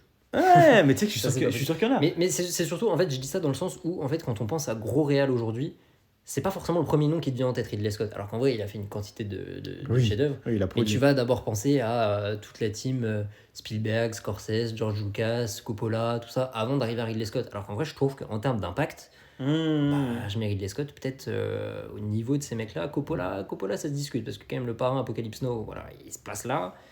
George Lucas avec Star Wars, il va avoir un impact immense, mais voilà, je mets Ridley Scott avec l'impact qu'il a eu sur différents genres en fait. Tu trouves qu'il a eu plus d'impact que Spielberg ? Ça, ce serait une take. Dans des genres différents, mais je pense que par rapport au cinéma qui me touche, moi, dans les styles de cinéma, dans les genres de films qui me touchent, je pense que Ridley Scott a eu plus d'impact que Spielberg. Ouais. Ok.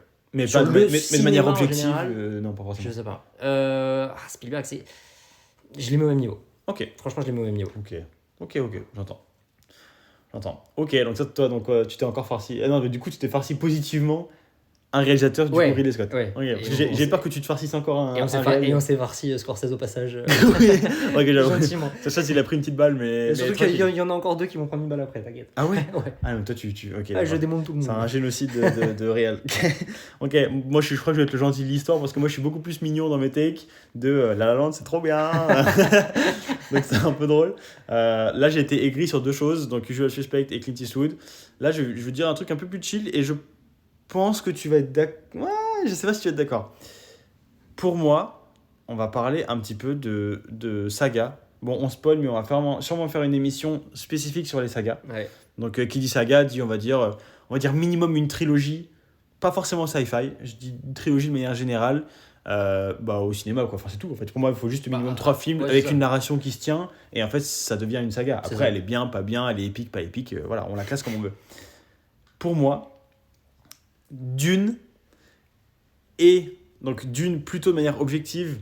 Et j'adorerais que ce soit le cas pour Spider-Man Spider-Verse. Ouais. Mais bon, ça c'est plus très personnel et je le pense pas vraiment en termes objectifs. Mais déjà, Dune, pour moi, est en passe de devenir une des top 5, si ce n'est peut-être top 3 meilleures sagas ever. Et il y a de quoi faire.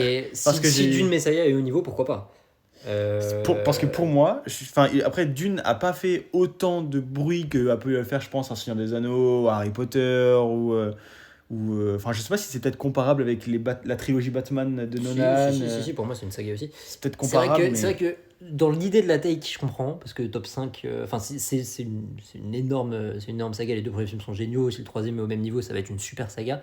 Top 5, il y a du client quand même. Hein. J'ai enquêté, voilà. J'ai enquêté parce que je voulais faire les choses bien, et je me suis noté les grosses sagas qui ont bercé l'histoire. Et en fait, pour les faire chronologiquement, bon, tout ce qui était avant, on va dire, les années... Pour moi, l'âge d'or des sagas est arrivé avec Star Wars, en fait. Ouais. Fin 70, et là, il y a pas mal de grosses sagas. Parce qu'avant, il y avait, La planète des singes des années 60. Les James Bond, c'est une saga, mais j'ai du mal à le mettre en saga parce que c'est pas forcément narratif. Et oui, c'est ça. À la limite, saga, ce serait les... James Bond de Daniel Craig. Voilà, Daniel Craig est une saga pour moi. Mais pareil, je pense que c'est parce qu'on est aussi dans une période où les sagas fonctionnent bien et donc les gens aiment la continuité, quoi. Donc c'est une vraie saga Daniel Craig, mais par contre les James Bond, mais en général, pour moi, c'est pas une saga, quoi. Mais bon, on peut dire que c'en est une. Les Godzilla, les King Kong, quand on revient vraiment dans les années 30, 50, 40, etc. Mais bon, après, il y a eu l'âge d'or qui est arrivé avec Star Wars, où on a eu Star Wars, on parlait d'Alien, ça reste une saga quand même. Les Mad Max, Indiana Jones, Rambo, Terminator, Retour vers le futur. C'est quand même du lourd. Les années 80, c'est vraiment du lourd pour les sagas. Derrière sont venus les Die Hard, Jurassic Park, Mission Impossible, Men in Black, Matrix dans les années 90. Et après vient vraiment la grosse période pour moi d'âge d'or des sagas. C'est tout début 2000. En fait, je dirais que pour moi, c'est années 80 et début 2000. C'est les deux grosses périodes saga et début 2000. Et là, c'est masterclass sur masterclass parce que c'est Le Seigneur des Anneaux, c'est Harry Potter, c'est Pirates des Caraïbes. On n'en pense pas trop, mais c'est quand même une saga qui est vraiment top. C'est le problème de beaucoup de sagas, je trouve, c'est que t'as quelques films qui se tiennent très bien et t'en as quelques-uns qui viennent ternir un peu l'héritage de la saga. Pirates des Caraïbes, je parle que des 3 premiers. Comme Indiana Jones d'ailleurs, la même chose, pour moi c'est les 3 premiers. Mais je pense que même la fanbase ne considère pas. Comme les Star Wars, les gens ne pensent pas Est-ce qu'on a le droit de faire ça 9, quoi. On a le droit de faire ça? Je sais pas. Peut-être que justement, Dune, si il s'arrête en 3 films qui sont vraiment top, peut prendre le pas sur des sagas qui ont perdu par rapport à ça. Pour moi, Alien est la meilleure saga de tous les temps si on considère que le premier film. Oui, d'accord, aussi, toi, t'étais là. Mais donc, du coup, et après, voilà, viennent, du coup, comme je disais, Harry Potter, Seigneur des Anneaux. Les Batman de Nolan sont une super saga aussi, super qualitative. Bon, on peut parler du MCU, donc de tous les Marvel, mais bon, ça dépasse pareil, la saga. C'est des sagas dans les sagas, quoi. Voilà, c'est ça. Avatar est une grosse saga, dont on peut parler aussi. Et après, il y a eu toute la petite période un peu 2010 avec Hunger Games, Labyrinthe, Divergente, etc. Mais voilà, donc voilà, j'ai fait le portrait un peu de toutes les grosses sagas. Pour moi, Dune, si le troisième est au niveau du 1 et 2, pour moi, il rentre dans le top 5. Il aura du mal à toucher tout ce qui peut être Seigneur des Anneaux, compliqué. Harry Potter, ça reste compliqué. Star Wars, c'est quasiment intouchable aussi, juste par la fanbase qu'ils ont. Alors après, c'est ça. Est-ce qu'on parle en termes de qualité pure ou d'impact sur le monde En fait, impact, c'est toujours difficile de juger quand on est dedans. C'est ça. Donc, impact, c'est compliqué de le juger. Moi, je pense que ça peut être top 5. Par contre, en termes de qualité, je pense que c'est top 3. Ok, je comprends. Ça, c'est ma vraie take, c'est que qualitativement, pour moi, la trilogie, si sous réserve que le troisième est aussi bon que le premier et le deuxième, qualitativement, pour moi, à part le Seigneur des Anneaux, pour moi, il n'y a pas mieux. En termes d'impact culturel, je pense que top 5, on n'y est pas, franchement. Non, mais c'est trop niche, c'est trop complexe, ça parle pas assez, c'est pas assez novateur, mais... Le truc, c'est qu'il y a déjà plein de sagas sci-fi qui sont passées avant, et... C'est ça. Mais c'est pour ça que ça sera... Je pense que ça pourra pas rattraper, par exemple, un... Enfin, en fait, Star Wars, c'est un peu le père des grosses sagas, et la commu est tellement énorme que... Par contre, en termes qualitatifs, mais ça aurait pu être une de mes hot takes aussi, d'ailleurs. Moi, vrai take, qualitativement, ça défonce Star Wars, ça défonce... Si tu prends l'ensemble de la saga, c'est même pas une take. Star Wars, il y a la moitié des films qui puent la merde. Hein. Oui, en fait, c'est pour ça qu'encore une fois, moi, j'ai fait un choix de garder les 6 premiers, mais oui...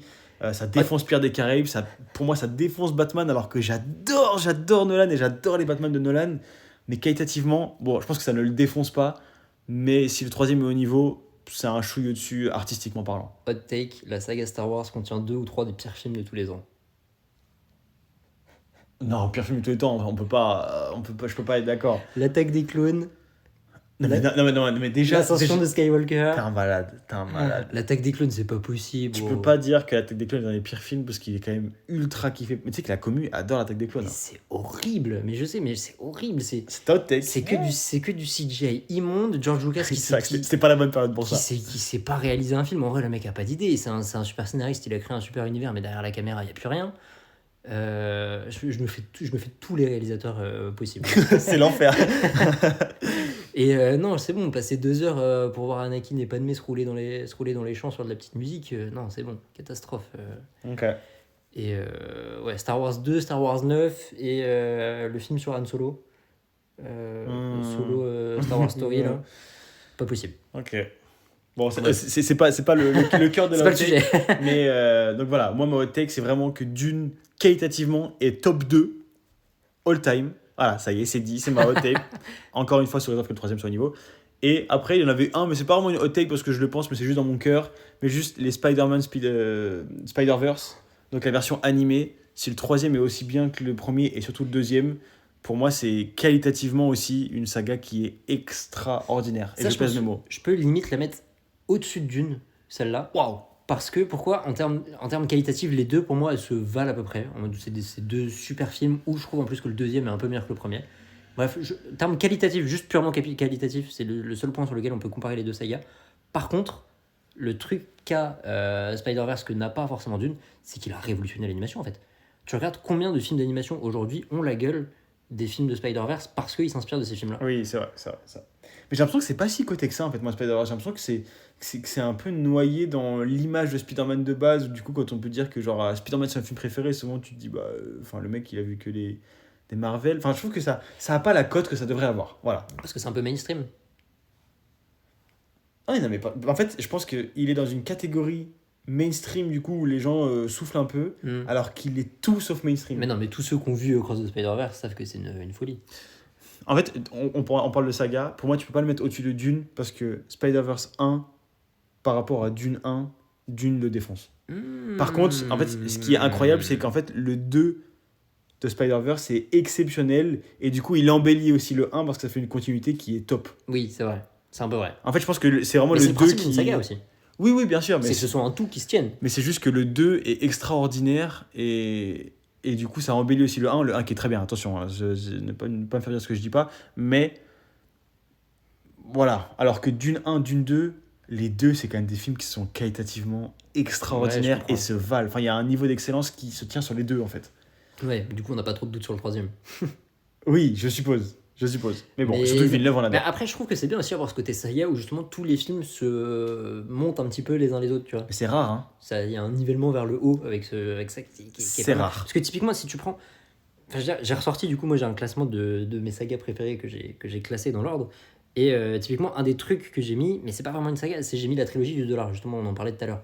Avec pour une poignée de dollars, quelques dollars de plus, et, Western, et okay. le Bon, la Brute et le Truand. Sauf qu'en fait, c'est 3 films qui sont liés par un personnage qui sont considérés comme une trilogie, mais c'est pas vraiment une saga. Et du coup, je peux pas vraiment dire que c'est une des meilleures sagas de tous les temps. Alors qu'en fait, il y a quand même ce lien, tu vois. Ouais, je comprends. Et donc, avoir des films qui s'embellissent un peu les uns les autres, comme le fait Spider-Verse, je trouve que moi, c'est un vrai plus pour être considéré comme une des meilleures sagas de tous les temps. Oui, mais ça, je suis d'accord parce qu'il y a beaucoup de sagas où le 1 est incroyable, le 2 est top, et le 3, il clôture. Ouais.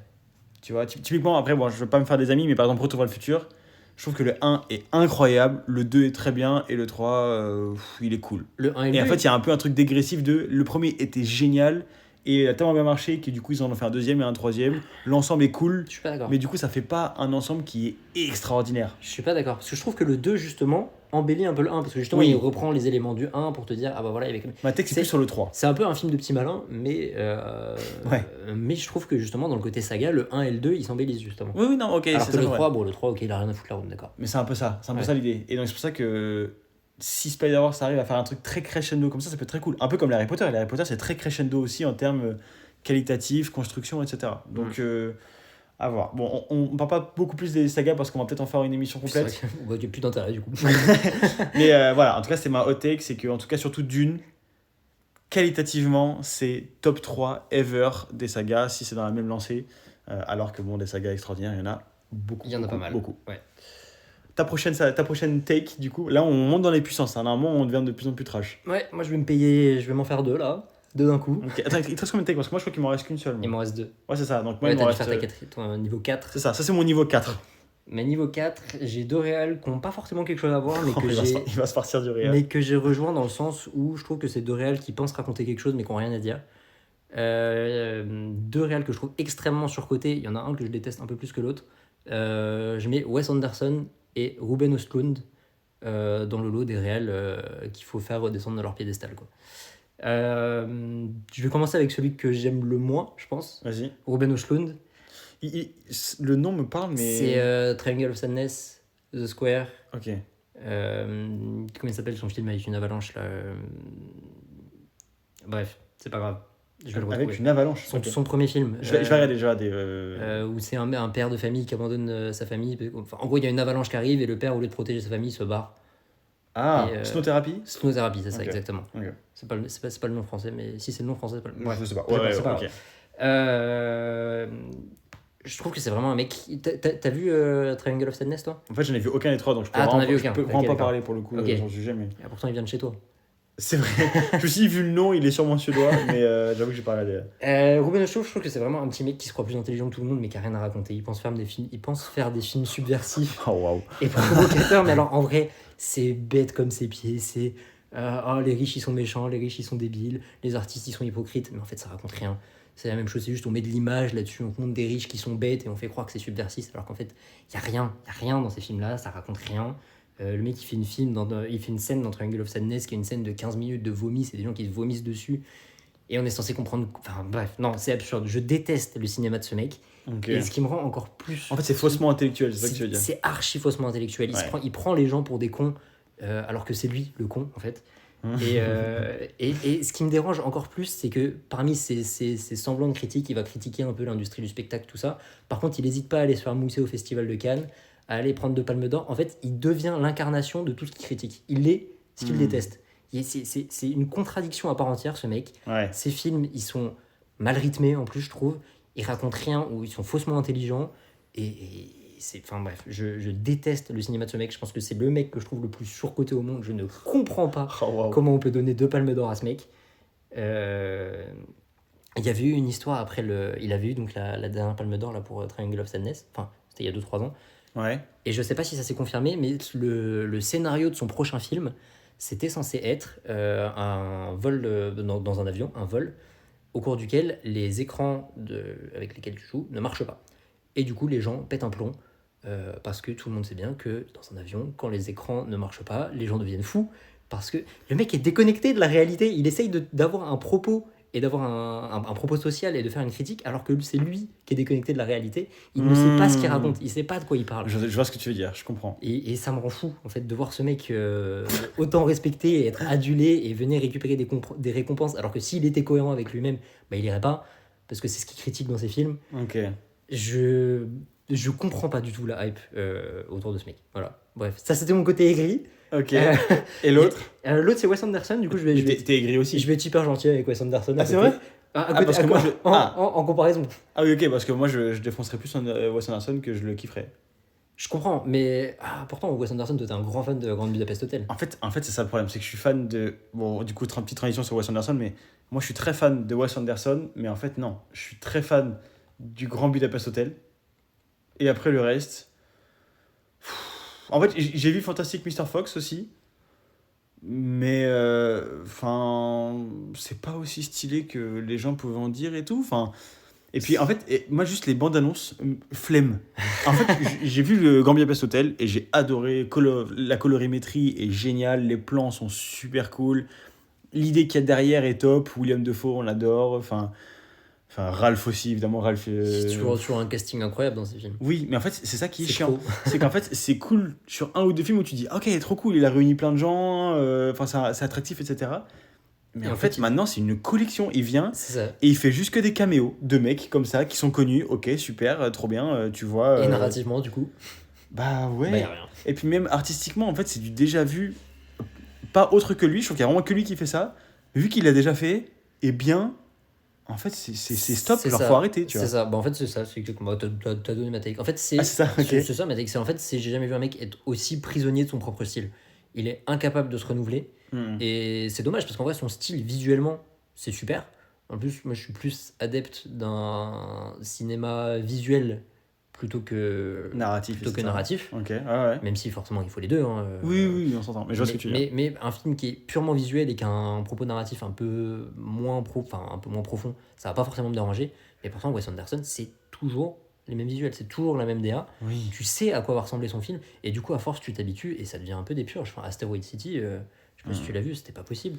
J'ai pas vu son dernier film, Finishing Scheme, là, qui a été présenté à Cannes, mais pareil. Les retours disent que c'est toujours pareil. C'est encore la même chose, quoi. Et ça y est, c'était marrant au début.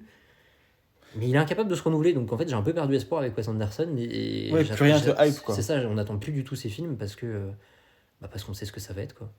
Mais j'avais même vu un court-métrage qu'il avait fait avec Cumberbatch qui s'appelle La merveilleuse histoire de Henry Sugar.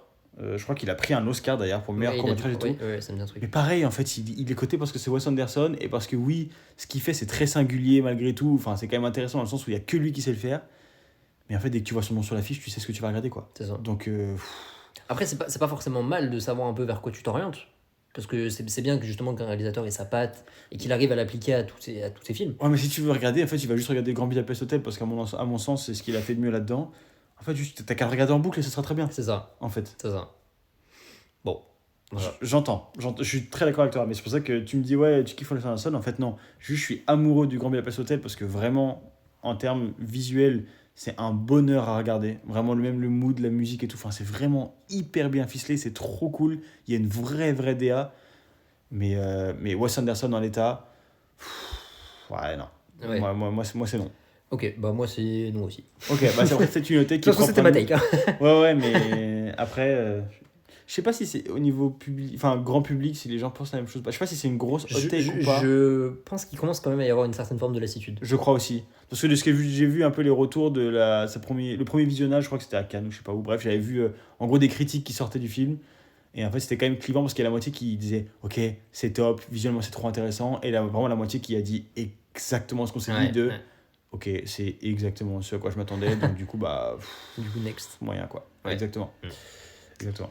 Ok, donc ça c'était ta hot take puissance 4. Hot take de niveau 4. Voilà, j'ai fini de me farcir des réalisateurs. Sois gentil. Ta 5 elle est gentille. Ma 5 elle est gentille. Ok, très bien. Bah, je crois que la mienne aussi. Tu veux enchaîner, tu veux la faire Vas-y, enchaîne.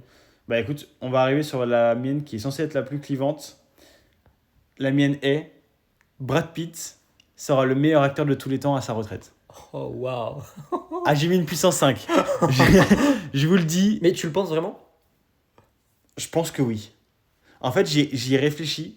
C'est toujours compliqué de dire le meilleur acteur, mais ça aurait été trop gentil de dire ce sera un des meilleurs acteurs. Ouais. Non, parce que c'est déjà un des meilleurs acteurs. Donc pour moi, à la fin de sa retraite, avec le recul, parce que c'est toujours compliqué d'être en mode telle personne est une légende alors qu'elle vit, elle fait son taf. Enfin, il n'y a pas ce statut-là, quoi.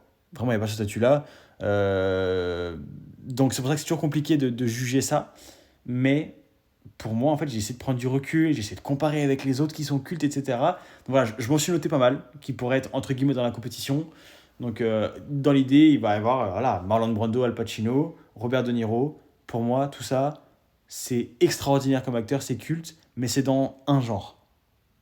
Marlon Brando, ça se discute. Marlon Brando. Mais Al Pacino, De Niro, c'est un genre, c'est un type d'acting. Nicholson, c'est culte, c'est trop bien, mais je peux pas dire que c'est le meilleur acteur. Je peux pas être totalement d'accord avec ce que tu es en train de dire là. Cantonner, par exemple, cantonner De Niro à une case, c'est moche ce que tu fais. Une case, j'exagère, mais sauf que pour moi, si ce mec est reconnu comme le meilleur acteur de tous les temps, pour ceux qui vont le penser, on va dire, ben en fait c'est pour les films de gangsters. Mais c'est aussi parce qu'il a créé un rôle culte là-dedans. Est-ce que Brad Pitt a un rôle culte qui va passer à la postérité, comme l'oncle De Niro, Al Pacino, Brando?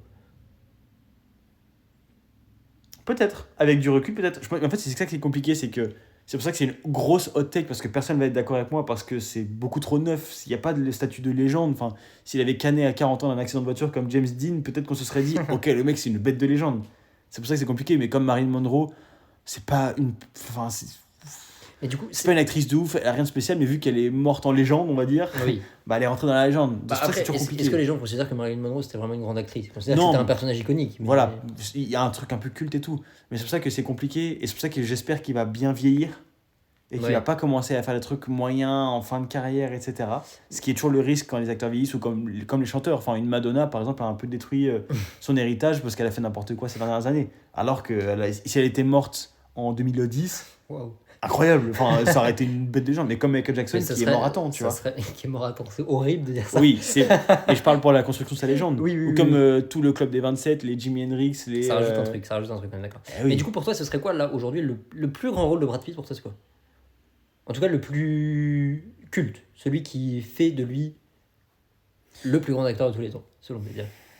En fait, c'est ça qui est dur, c'est que pour moi, c'est sur la carrière que c'est le cas et pas sur un film. Ok, j'entends. Et c'est là que la take est compliquée parce que c'est sur un ensemble.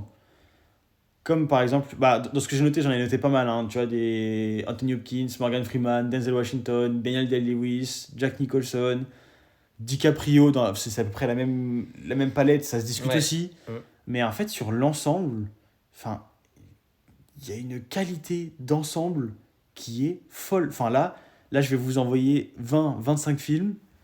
Et vous allez vous dire, mais en fait, c'est que des bons films et c'est que des films où Brad Pitt est top. Et moi, j'ai pas d'autre acteur.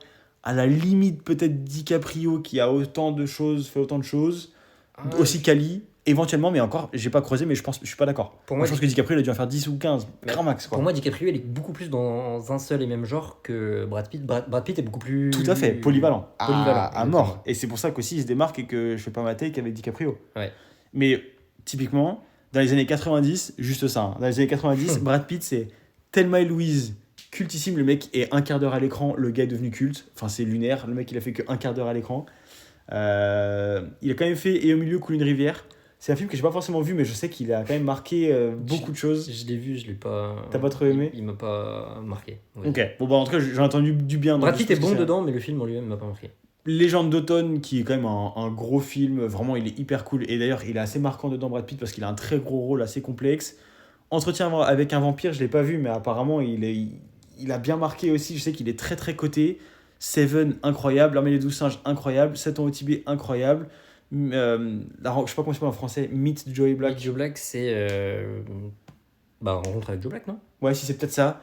Pareil, incroyable, même dans l'acting, c'est trop Oui, cool. oui, oui. Fight Club, incroyable. Voilà, le mec, des années 90, il a pondu 10 films cultes, peut-être que j'exagère. Il y a peut-être 7 films de culte et 10 très bons films. Enfin, c'est quand même lunaire comme choix, quoi. Dans les années 2000, c'est Snatch qui est très cool. Toute la saga Ocean's 11, 12, 13 qui est quand même très cool. Ouais. Oh, c'est très cool, c'est cool. C'est très cool. Bon, 3 qui est quand même, on parlait de Peplum, qui est quand même assez marquant, surtout encore une fois dans l'acting. Lui, il fait quand même beaucoup de films dans 3. Mr. et Mrs. Smith, c'est pas forcément un bon film, mais il est quand même resté dans l'imaginaire des gens, surtout avec le couple avec Angelina Jolie, etc.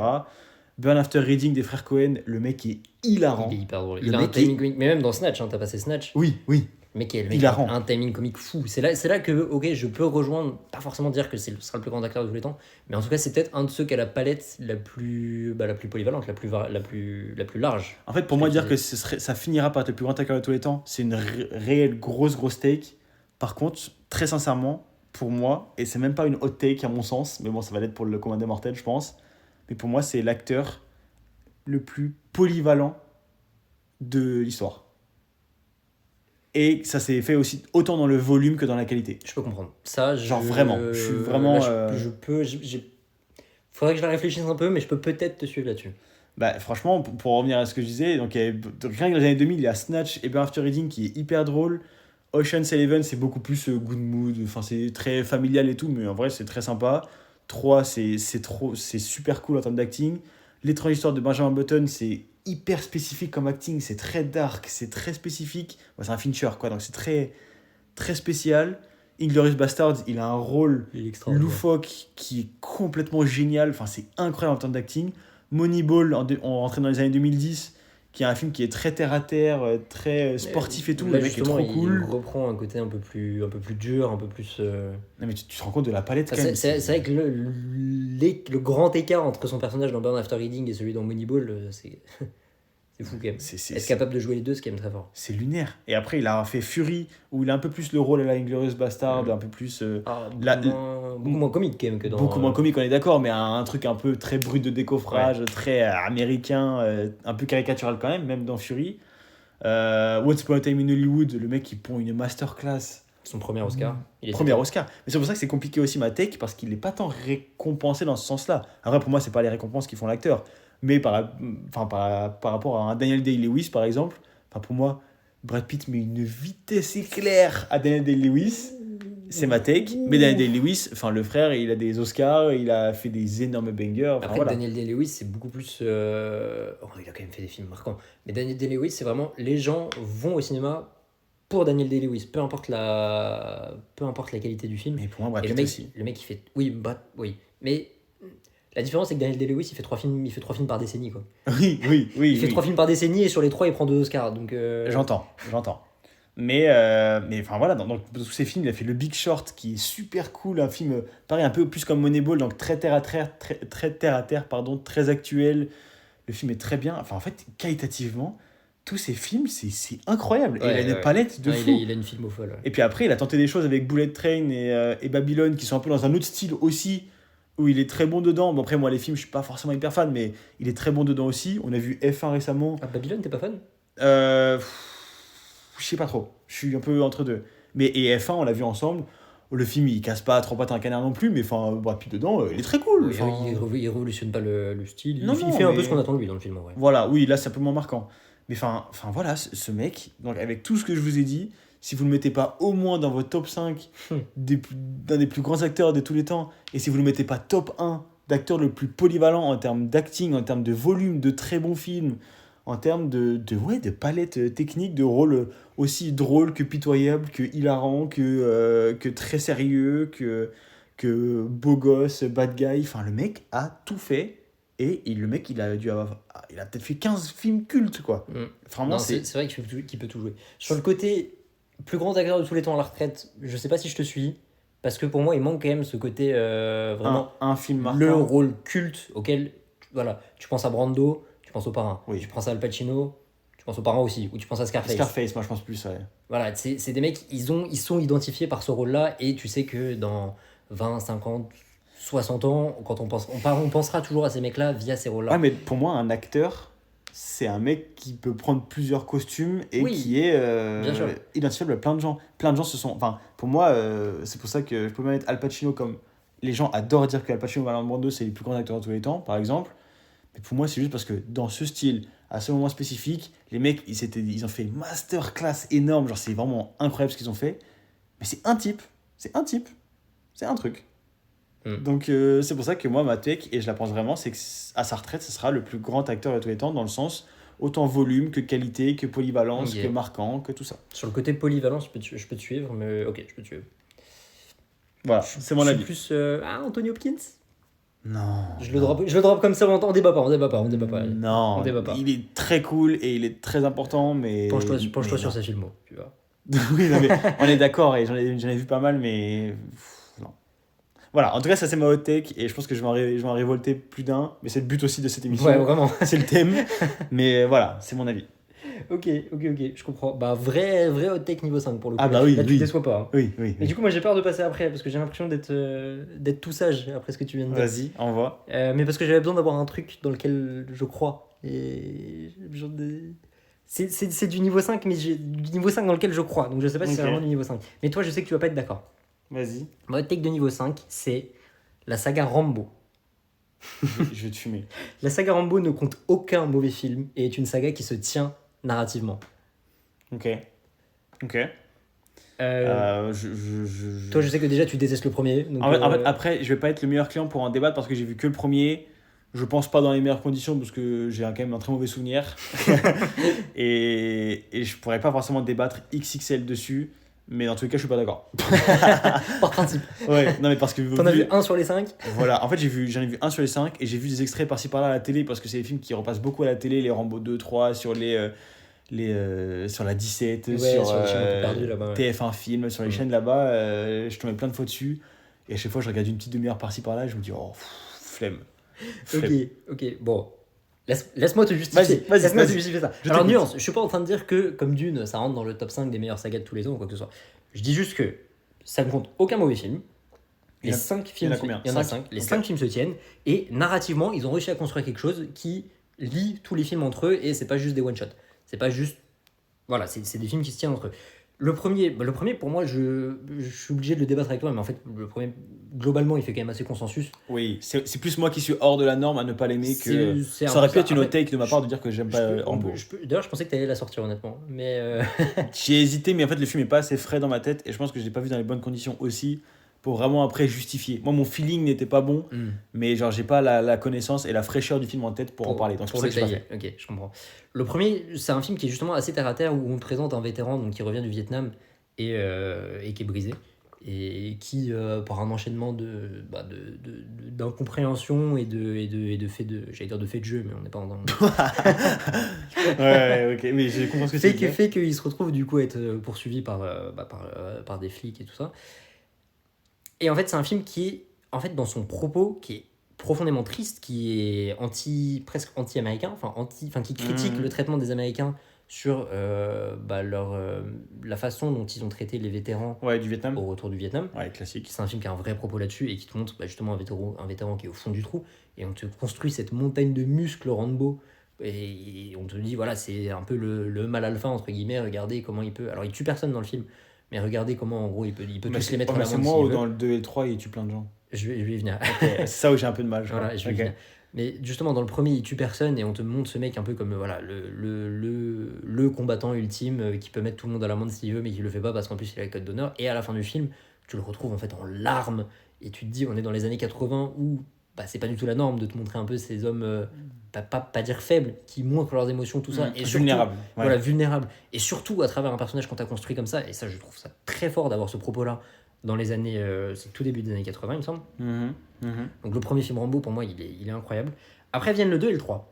Le 2 et le 3, ils viennent s'inscrire un petit peu en contre-pied par rapport à ça.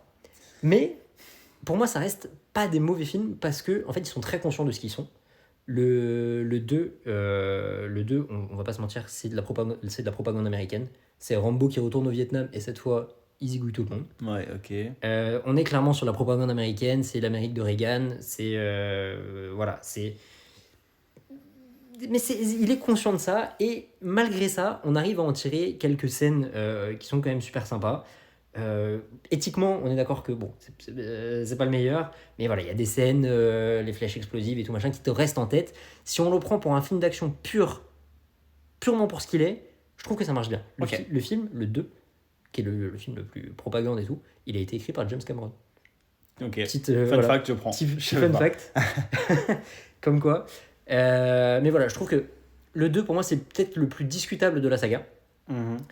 Il a été rattrapé narrativement par ce qui vient après, je vais l'expliquer, mais si tu le prends en termes de film pur, et sachant qu'il est très conscient de ce qu'il est, c'est pas un film qui essaie d'être hypocrite pour te dire, voilà, les valeurs américaines, machin, non, c'est aujourd'hui, on va au Vietnam, on zigouille des Vietnamiens, tu prends pas, éthiquement c'est horrible, mais voilà, c'est ce que c'est conscient, c'est un film d'action, voilà.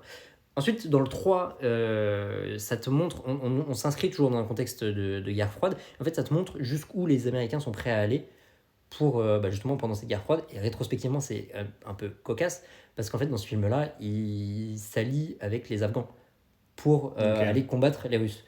Et oui, avec du recul, politiquement, avec l'époque, tu te dis, ok, peut-être que ça, avec le recul, c'est fou quand même d'avoir ce prisme politique-là. Et pareil, le 3, pareil, ils zigouillent plein de monde. Bon, là, tu sens que les 2 suites, elles ont été faites parce que le premier a bien marché. Et bon, ils n'ont pas voulu respecter le code éthique que développait le premier film. Ils sont partis à fond dans le film d'action. C'est conscient de ça, on accepte. Dans le 3, il y a quand même des scènes qui sont mémorables. À un moment, il est à lui tout seul face à je sais pas combien d'hélicoptères. Oui, moi j'ai ça en tête. En fait, j'ai vu ça, ça fait des hélicoptères. Ça fait des scènes mémorables. En vrai, si tu le prends pour un film un peu bête, en vrai, un peu bête et méchant, ça marche très bien. Là où je trouve que si la saga s'était arrêtée là, je te dis pas forcément que c'est une saga qui se tient très bien. Là où c'est très fort, c'est qu'en fait, après ça, 20 ans après, ils ont refait 2 films, dont un qui est sorti en 2008, qui est réalisé par Stallone lui-même, qui s'appelle juste John Rambo. Et en fait, là, c'est un peu un film qui fait le mea culpa des 2 et 3 qu'on a vus. C'est un film qui est très... Bon, je vais mettre d'ailleurs le 4 et le 5, le 5 qui est sorti en 2019, je crois, Last Blood, dans le même lot. C'est des films qui sont très sombres, et qui servent en fait un peu à faire le mea culpa de ce qu'on t'a montré dans le 2 et le 3. Ok, intéressant. Si c'est bien fait, ça peut être intéressant. C'est des films qui font un constat en fait vraiment très pessimiste. En fait, dans le 4, il est embauché pour... il vit en Thaïlande, il s'est retiré en Thaïlande, et il est embauché pour faire remonter un groupe d'Américains, enfin de soldats américains, faire remonter une rivière pour distribuer de l'aide humanitaire. Et en fait, de ce point de départ, le film fait un constat terrible sur la guerre, sur tout ce qui a été raconté en fait, dans le 2 et le 3. Okay. Et il te dit, en fait, tout ce qu'on vous a expliqué dans le 2 et le 3, en fait, c'est horrible et ça ne marche pas. Et du coup, ça te montre le personnage de Rambo qui est dévasté par ce qu'il a fait lui-même, qui est horrible. Enfin, il est dans un état dans les 4 et 5 ça va pas, le mec va pas bien. Et en gros, ça te fait comprendre que voilà, tout ce qu'on t'a montré, tout ce qu'on a développé dans le 2 et le 3, ça reste des très bons films d'action. Par contre, ce qu'on racontait, c'était pas ouf. C'était pas ouf. Et au lieu de le passer sous le tapis, ils ont réussi à construire un propos qui te dit, en fait, non, on l'assume. Et regardez à quoi ça mène. Fallait pas faire ça en fait. Okay. Et c'est là que je trouve qu'en fait, ils ont réussi à rattraper un peu le tir. Ce qui fait que dans l'ensemble, je trouve que la saga se tient vraiment. Et voilà, moi sur l'ensemble des 5 films, je trouve que c'est une saga qui se tient. Et même si tu prends les films un par un, il n'y a pas de mauvais films. Le 5, il a été un peu plus critiqué d'un point de vue stand-alone. Moi, je trouve qu'il se tient bien. Il y a une scène d'action finale que je trouve bien montée, qui m'a avec... pareil, toujours pas mal de violence et tout. Moi, la saga me plaît. Moi, je suis dedans. Je maintiens que... Voilà, ta take, c'est laquelle ? Ma take, c'est la saga Rambo ne compte aucun mauvais film et est une saga qui se tient narrativement. Il y en a 5, donc faut le faire. Il y en a 5. Okay. Ça aurait pu se perdre un moment en route avec le 2 et le 3, et en fait le 4 et le 5, je trouve qu'il rattrape tellement bien le tir que voilà, moi je me poserai toujours en tant que défenseur de cette saga-là. Donc tu trouves que c'est une grosse saga importante, genre du cinéma. Je trouve que c'est une saga importante du cinéma, et par contre j'espère qu'ils vont s'arrêter là, parce que là ça y est, tout a été dit, il n'y a pas de quoi faire un 6. Ok. Après c'est ce que tu as dû te dire aussi au 3, et ils sont venus que le 4 et 5. Mais... j'ai découvert la saga dans son entier. Oui, je sais, mais je veux dire, quand tu vois le 3, tu te dis stop, quoi, parce qu'il y a peut-être un truc surenchère aussi. Ouais, justement, le fait qu'ils aient pris le contre-pied à partir du 4, c'est ça qui est génial. Et au lieu de continuer à creuser leur tombe, ils ont réussi justement à pas mettre le truc sous le tapis, à le ressortir et à dire voilà, ce qu'on vous a montré, Bah en fait, non, quoi. Juste non. Ok, le parti pris m'intéresse pour le coup, parce que c'est vrai que moi j'avais vraiment cette vision de. En fait, je pense que j'ai dû tomber sur la scène de 20 minutes où ils zigouillent 4 hélicoptères, et je me disais. Ouais. C'est vraiment. En fait, c'est juste cet extrait-là, moi, c'est ce que j'aime pas dans le cinéma américain de surenchère, de tu fais des trucs lunaires, des traits, tu sais, un peu Fast and Furious, où tu vas juste de la surenchère sur de la surenchère. Et c'est un peu ça qui m'a sorti du truc, quoi. Donc voilà. Donc, je suis pas contre ce que tu me dis, mais. Franchement, regarde la saga et fais-toi ton propre avis. Ça peut être, ça peut être intéressant. Ça peut être intéressant. Mets-le sur ta watchlist et on en reparle. Ok, bah écoute, je vais.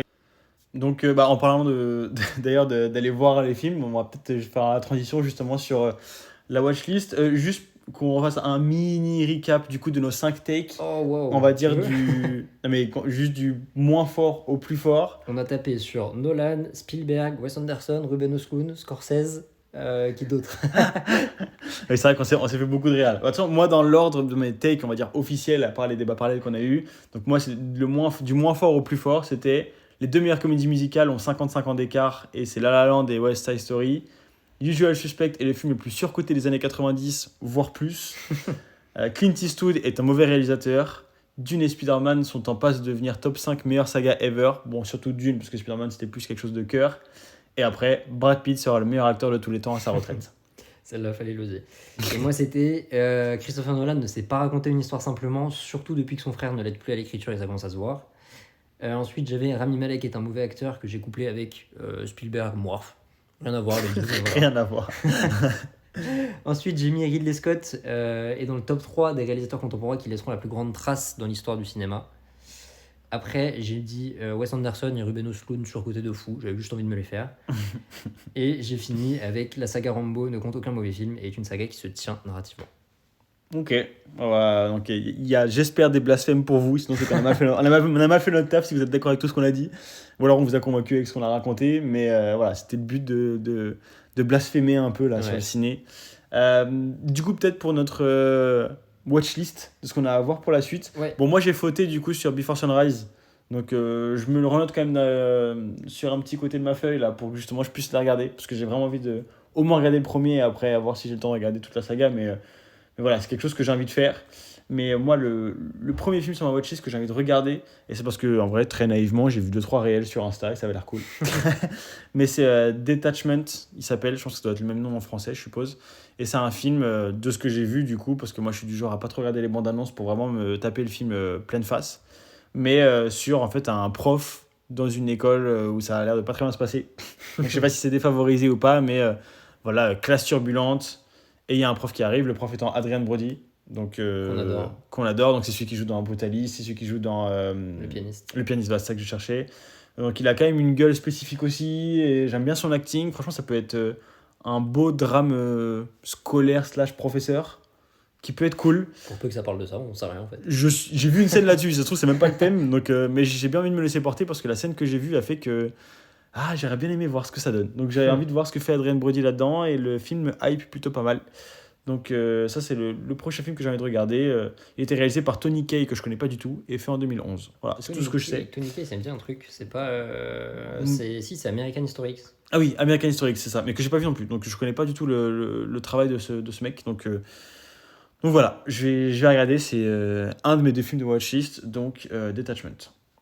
Et du coup, on va enchaîner. Et moi, du coup, le deuxième, moi, c'est Patch Adams, parce que je suis un gros fan de Robin Williams. C'est un film qui est réalisé par Tom Shadyac, qui a fait notamment Bruce Tout-Puissant, Ace Ventura et Menteur. Donc des films qui sont assez comiques, loufoques. C'est que du Jim Carrey. Oui, déjà, c'est que du Jim Carrey. Mais Ace Ventura, c'est vraiment du Jim Carrey. Bon, d'ailleurs, Menteur aussi. Mais c'est Jim Carrey poussé au max de ses capacités, quoi. Dans le sens où ils ont tiré le perso. Mais moi, j'ai kiffé ces 2 films. Hein. Et même, d'ailleurs, Bruce Tout-Puissant est un film très cool. Enfin, plutôt good mood, hein. Du coup, ces films-là, vraiment des comédies assez chill, mais qui sont assez efficaces à mon sens. Et en fait, Patch Adams, c'est un film avec Robin Williams, de ce que j'ai vu, sorti en 98. Où en fait, ça a l'air d'être... Je sais pas si c'est vraiment comique, du coup, parce que ça a l'air un peu plus tourné drame, parce que ça a l'air d'être un médecin qui... avec les enfants en fait, donc je suppose qu'il va y avoir un truc d'enfants très malades, médecins qui essaient de de les rendre heureux et de les aider en sachant que ça doit aussi l'impacter lui-même. Enfin, il doit y avoir un truc assez dramatique. Et on sait très bien que Robin Williams, dès que ça touche un peu au dramatique, bon, en général, ça nous explose. Ouais. Donc j'ai envie de le voir et j'ai envie de voir ce que ça donne. Mais après, quel ton ça va avoir, aucune idée, mais ça me chauffe. Est-ce qu'on n'aurait pas parlé de Robin Williams à toutes les émissions jusqu'ici? C'est possible. Je crois. C'est possible. Si vous avez écouté les autres émissions, vous savez qu'on adore tous les deux parce que c'est vrai qu'on adore en parler aussi. Ouais. Brad Pitt, on a fait une belle éloge aussi la dernière fois d'ailleurs, maintenant que j'y pense. Mais ouais, donc pour compléter un peu ma filmo de Robin Williams, Patch Adams qui m'intéresse. Et donc du coup, mon premier film était Detachment avec Adrien Brody. Et Before Sunrise. Et Before Sunrise parce que j'ai pas fait mes devoirs. Ok, parfait. Je m'en suis noté que 2, moi, de mon côté. Donc, j'en ai parlé au cours de l'émission, mais du coup, Catch Me If You Can, Arrête-moi si tu peux, de Spielberg. Il faut que tu mates. Il faut que je vois. Peut-être que ça va réhabiliter Spielberg dans mon esprit. Peut-être que je viens et je fais un mea culpa à la prochaine émission et je dis non, c'est le GOAT en fait. En fait, je pense pas que le film va te bouleverser, mais tu vas le finir et tu vas te dire ok, en vrai, c'était cool. C'est un très bon film, facile. Pour moi, c'est le 4 étoiles, peut-être même 4,5 d'ailleurs. Oh. Et c'est le 4 étoiles pour moi. Ok. Oh, très cool. Ok. Bah écoute, on verra. Je vais essayer de me le mater, on verra. Et sinon, je me suis mis un truc, pareil, un peu plus dans l'actu. Un film qui sort ce mercredi au cinéma qui s'appelle Sirat. Qui est un film qui était à Cannes, parce que voilà, commence à me comprendre, j'aime beaucoup les films de festival. Et c'est un film qui a pris donc le prix du jury à Cannes, et je sais pas trop ce que ça raconte, mais en tout cas ça me chauffe pas mal. Ça a l'air d'être un film qui suit des mecs qui font une rave dans le désert, et il y a de la musique à fond, et ça a l'air super. On sait pas de quoi ça parle, mais ça a l'air super. En tout Ouais. cas, Il y a d'avoir du suspense, ça va être un peu contemplatif. Ouais, je sais pas trop, mais ça me chauffe énormément. Ça a l'air d'être pas mal ma DA de film, et le film a été adulé à Cannes. Je suis surpris qu'il ait pris que le prix du jury parce qu'il a vraiment eu une réception critique, du coup, tu veux une dire. réception critique assez élogieuse. Ils ont parlé pour la Palme d'Or. Bon, c'est pas lui qui l'a eu au final. Palme d'Or qui sort dans un mois d'ailleurs, on attend aussi. Ça va venir vite. J'espère qu'on aura le temps de retourner d'ici là. Mais voilà, donc mes 2 films sur ma watchlist, Arrête-moi si tu peux et Sirat qui sort au ciné ce mercredi. Ok, bah tout un programme. C'était quoi, tu te souviens du film que t'avais pas vu parce que t'avais vu un des 2 films de ta watchlist d'avant, non? C'est pas que je l'ai pas vu, c'est que c'était L'accident de piano de Dupieux. Ah oui, et que t'as pas aimé, t'avais pas en parlé. C'est pas que je l'ai pas vu, mais c'est que je pense pas avoir suffisamment de choses à dire sur ce film pour en parler. Dupieux, c'est un peu hit or miss, et là, pour moi, ça a miss. J'avais pas envie de...